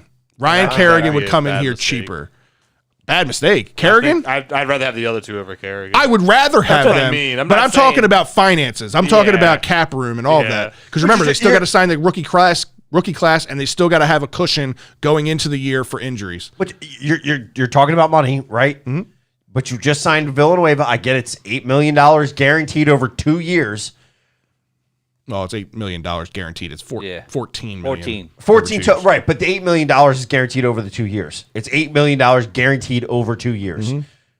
At the same time, the equivalent, it's a $7 million deal, $7 million a year deal. Mm-hmm. Your offensive tackle that you could have picked in the first round, you could have had for 5 years for what? 1.2 max? Okay. That's what I'm saying. There's I'm not Reddit. arguing. louder, that you still get goes right. to my feeling. Like, no matter what you didn't take, that would have been a reason to complain about. Yeah. We would I have don't to think pay there's any- Houston more if we didn't get an edge rusher in the first So round. does if But Aaron, would you? What's the David- market for him? You don't know that. David brings up a good point. He says maybe this will put a fire under Ferguson to be who is to perform to not get cut now and still might be gone.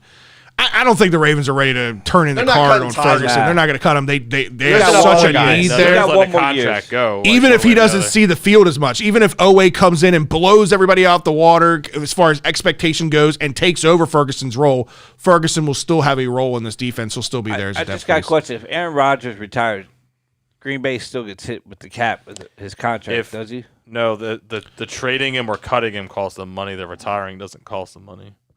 Yeah, I don't know that. 'Cause I'm not 100% it's pretty sure on high. that. It's a high cap hit. Yeah. Craig Zero says, Wait, what I think about they still have to pay him a certain amount even if he retires, But they said they're going to I try don't to know go how that after works. because him. it's going to be a dead cap hit. Yeah, That's a question. So said maybe they don't have to next pay him, but the dead cap hit's still there. I heard that they're going to try, if he retires, they're going to get back at him. They're going to try to get some signing Both- bonus and some other stuff. Sort of like they did with Calvin Johnson and right? Those sides are Carson stubborn Palmer. enough that So- this thing is going to be ugly, and the gonna problem be is ugly. it's going to get ugly because you're just going to have so many infinite amount of talking heads just coming up with their own opinion, and everyone thinks including it's 5 fact. of them in here. Yeah, Speaking of ugly, Bill and Melinda Gates are divorcing. Alex is asking how much money do we have? So before signing less any than Melinda Gates. draft picks. prior to Villanueva, prior to the draft, we had 15.